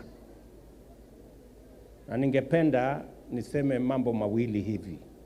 Jambo la kwanza, tunajua tuko na watu wengi ambao wanatusaidia kuzalisha kilimo. Tuko na wakulima wetu wa chai, na bei ya mbolea ya chai imefika karibu shilingi 6,000. Mimi nataka niwaambie, tayari nimeketi chini na wao, nimeketi chini na watu wa Wizara ya Kilimo, na nitawatangazia bei mpya ya mbolea ambayo tutakuwa tumepunguza wiki hii ambayo inaanza kesho, kwa sababu tunaanza safari ya kubadilisha kilimo from next week. Tunaelewana? Vile vile mimi nataka mjue tayari nimefanya mkutano na Wizara ya Kilimo ili tuanze kushughulikia bei ya unga. Na vile vile wiki ijayo nitawatangazia wakulima wetu wa Kenya ambao wanatusaidia kuzalisha mahindi, ngano na cereals zote. Tutawatangazia bei mpya.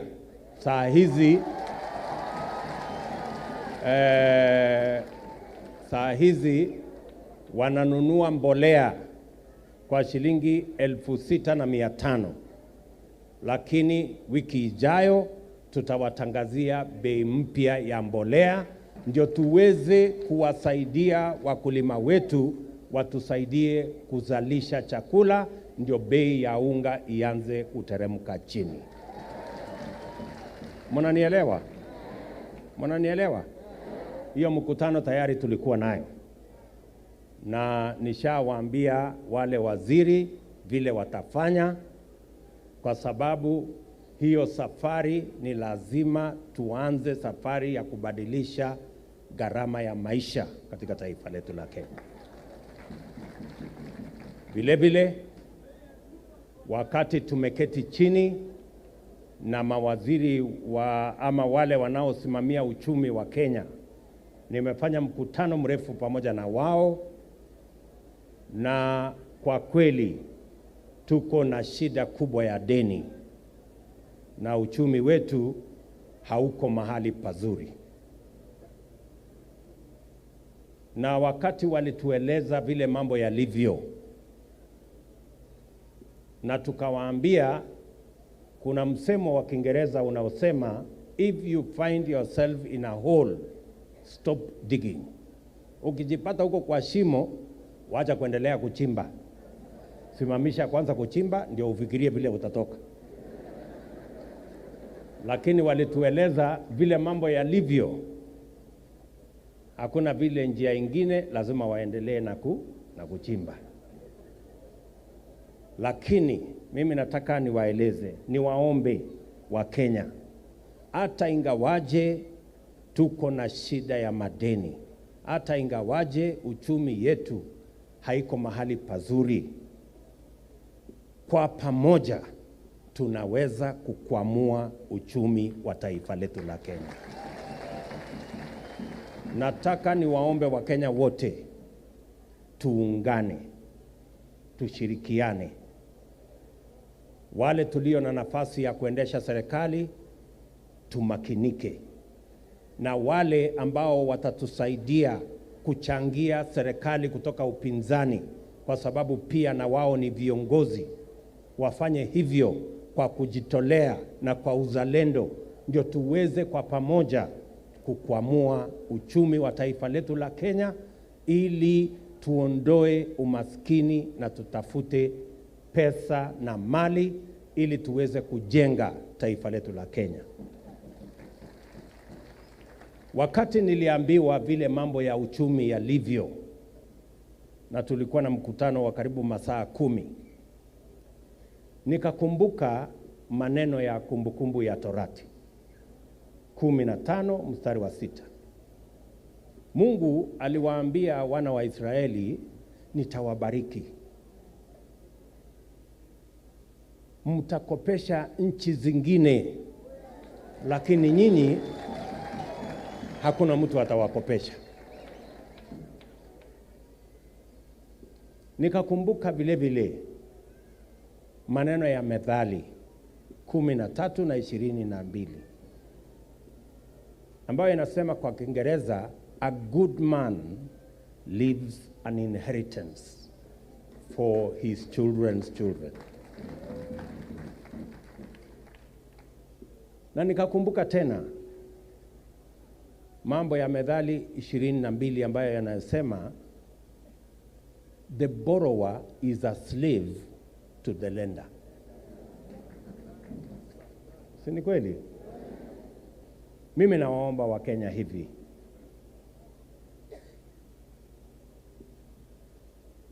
sheria ya Kenya kwa sasa haijatusaidia sana tuwe na akiba. We have a problem and a challenge of savings in the Republic of Kenya. We don't save, yet the Bible tells us that we should. You can never have an inheritance to leave to your children if you don't save. Tunaelewana? Na tulitengeneza sheria. Mimi nataka niwaulize wa Kenya, imefika wakati we must save, ili tuwe na pesa ya kuweza kuendesha mpango yetu ya maendeleo. Tayari nimeongelesha wale watu wa kutusaidia kukusanya ushuru, kwa sababu ile ushuru ndio itatusaidia kupeleka Kenya mbele, lakini haiwezi kutafutwa vile wanatafuta wakati huu. Haiwezi kutafutwa kwa kisirani, haiwezi kutafutwa kwa fujo, haiwezi kutafutwa kwa kulazimisha wananchi na kuharibu biashara zao. Na tumekubaliana na wao ya kwamba watakuwa wangwana, watakuwa na heshima, na tutapanga pamoja na wao ili kila Mkenya aweze kulipa ushuru, na mimi ndio nitatangulia mbele kulipa ushuru, ndio wengine wanifuate. Mimi nawaambia Wakenya mambo mawili. Tuko na nafasi ya kukwamua uchumi wetu, na hiyo nafasi tulionayo ni kwamba ili tuweze kukomesha kukopa pesa, kwa sababu tumekopa sasa karibu inafika trilioni 10, na ni lazima tusimamishe. Na ili tuweze kusimamisha, lazima kila mmoja wetu, yule ambaye uko na biashara, tulipe ushuru. Kila mmoja wetu alipe kodi ya serikali, ndio tuwe na pesa ya kuendesha taifa letu la Kenya.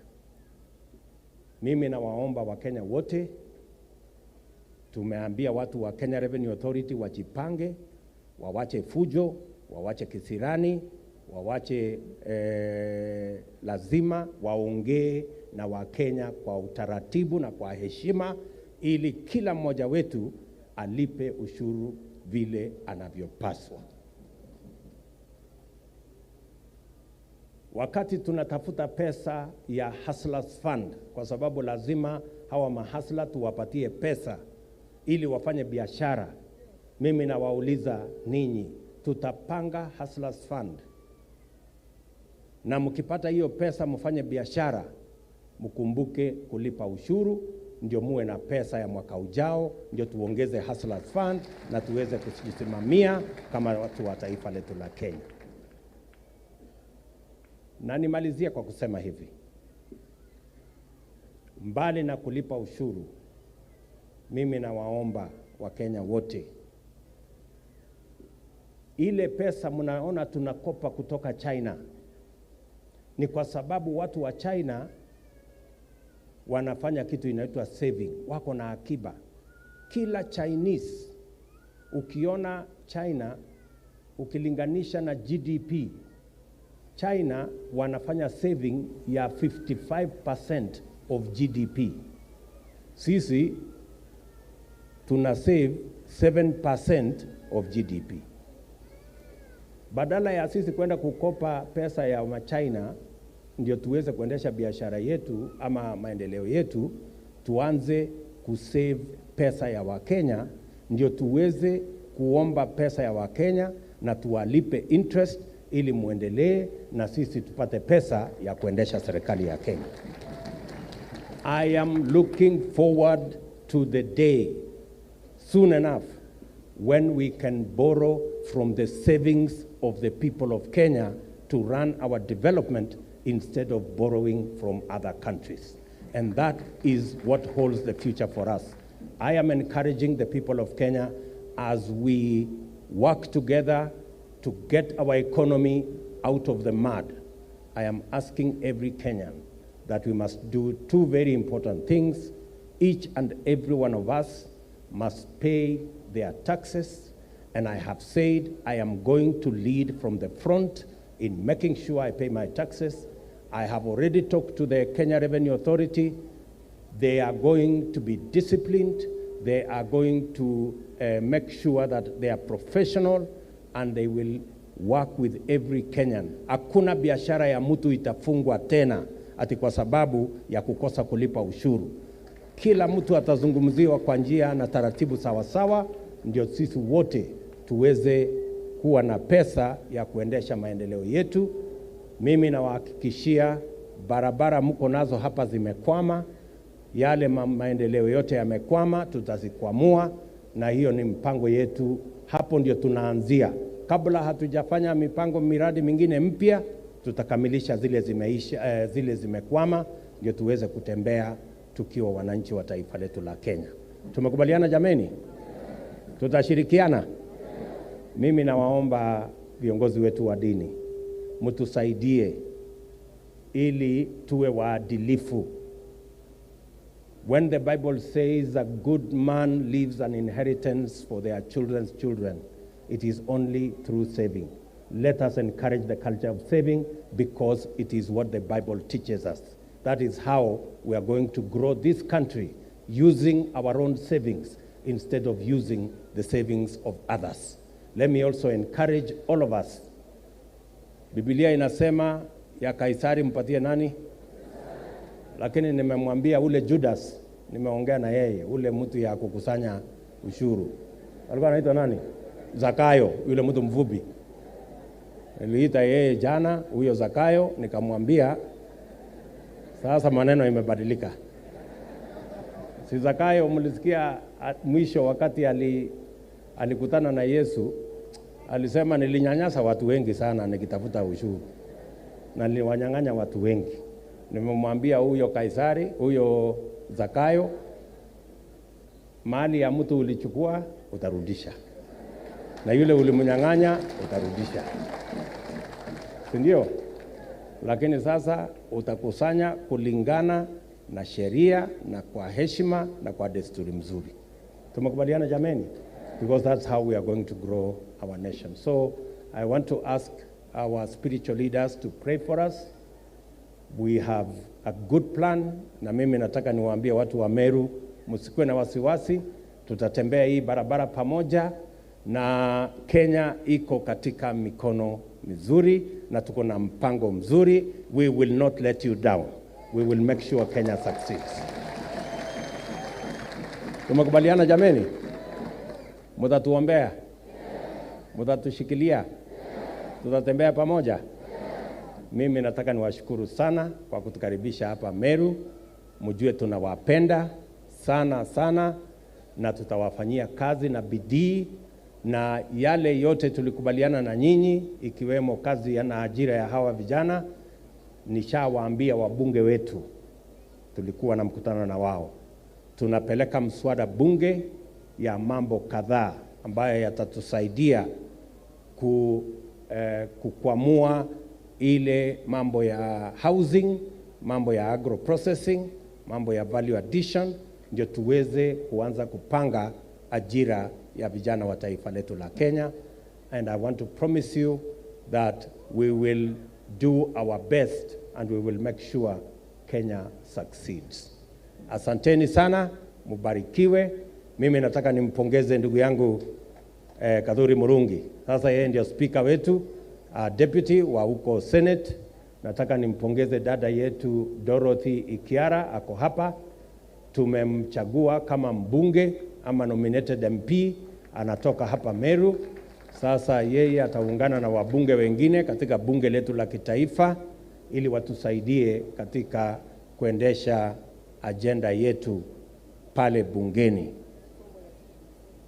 Na hiyo mambo ingine yote tutafanya pamoja. Sawa sawa.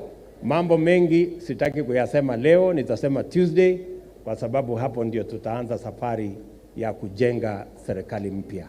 Asanteni na Mungu awabariki.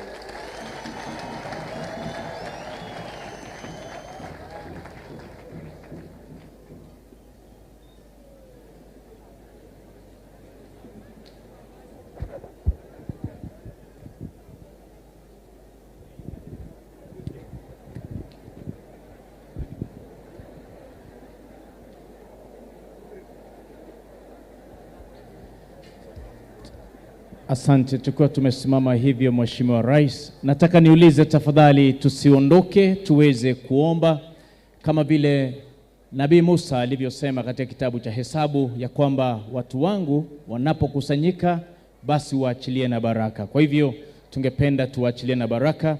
Nataka niulize Apostle Dennis ujiunge na mimi hapa. Alafu nitauliza kinara wetu Patron wakiwa na Bishop Moro wasimame hapa waweze kuelekeza mikono yao pande hii. Maaskofu wengine nao wakuje pande hii, wanyooshe mikono yao pande hii. Maaskofu wengine wakuje mbele hapa, wageuke, wanyooshe mikono yao pande hii, ili tukaweze kubariki watu wa Mungu tunapomaliza ibada yetu siku ya leo. Nitauliza tutulie tafadhali. Tutulie tafadhali. Maaskofu wanapojipanga. Maaskofu wengine wakuje hapa, wafanye foleni hapa. Maaskofu wengine kujeni hapa. Tunataka maaskofu watubariki wanyooshe mikono pande hii. Alafu kisha tutakuwa na maaskofu wengine nao walio pande hii, tunyooshe mikono pande hii. Tafadhali tunyooshe watu wa Mungu mikono. Tugeukie watu wa Mungu kama alivyoamuru Musa ili tuwabariki wanapoondoka hapa. Mheshimiwa Rais na wageni wa heshima, tafadhali tufunge macho yetu tuweze kuomba. Asante, tunataka kuweza kuinua mikono yetu juu, tushukuru Bwana kwa sababu ametupa ushindi. Our dear everlasting Father in Christ Jesus, we thank you because of this altar that has been raised in Meru County, in MAUA municipality, even to receive His Excellency President-elect William Ruto and Rigathi Gachagua, the Deputy President, and every member of Parliament that is here this day.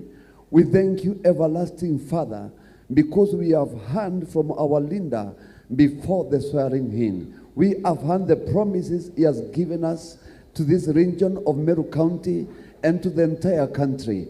As servants of God, we lift our hands to pray for him, to pray for his leadership, to pray that God, you're going to empower him with divine wisdom, the entire country, the entire government that is going to form. May you fill them with that divine leadership so that whatever dream he has for this country, it shall be realized in the mighty name of Jesus.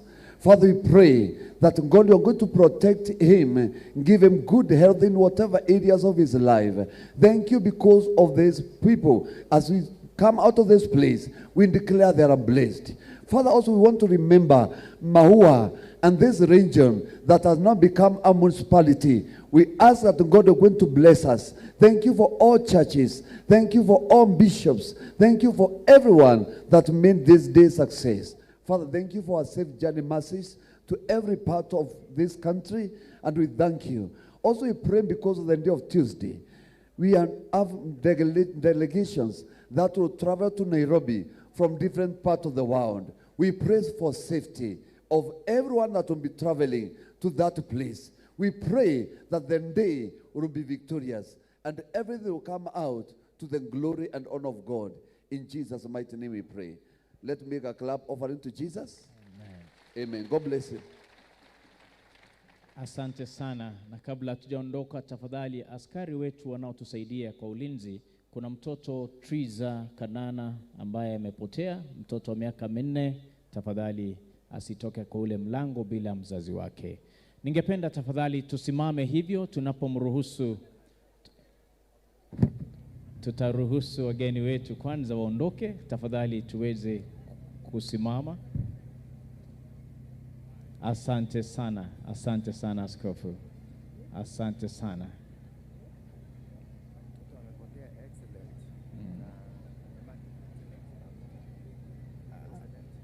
Asante sana. Mtoto Triza Kanana akipatikana tafadhali aletwe hapa, ni mtoto miaka 4. Asante sana. Asante. Na kuna mtoto mwingine amepotea, Excellent Mukiri, tafadhali na Mumo pia wakipatikana waletwe. Naambiwa Triza amepatikana. Asante sana, Triza amepatikana. Au wengine wawili tafadhali wakipatikana waweze kuletwa hapa. Asante sana.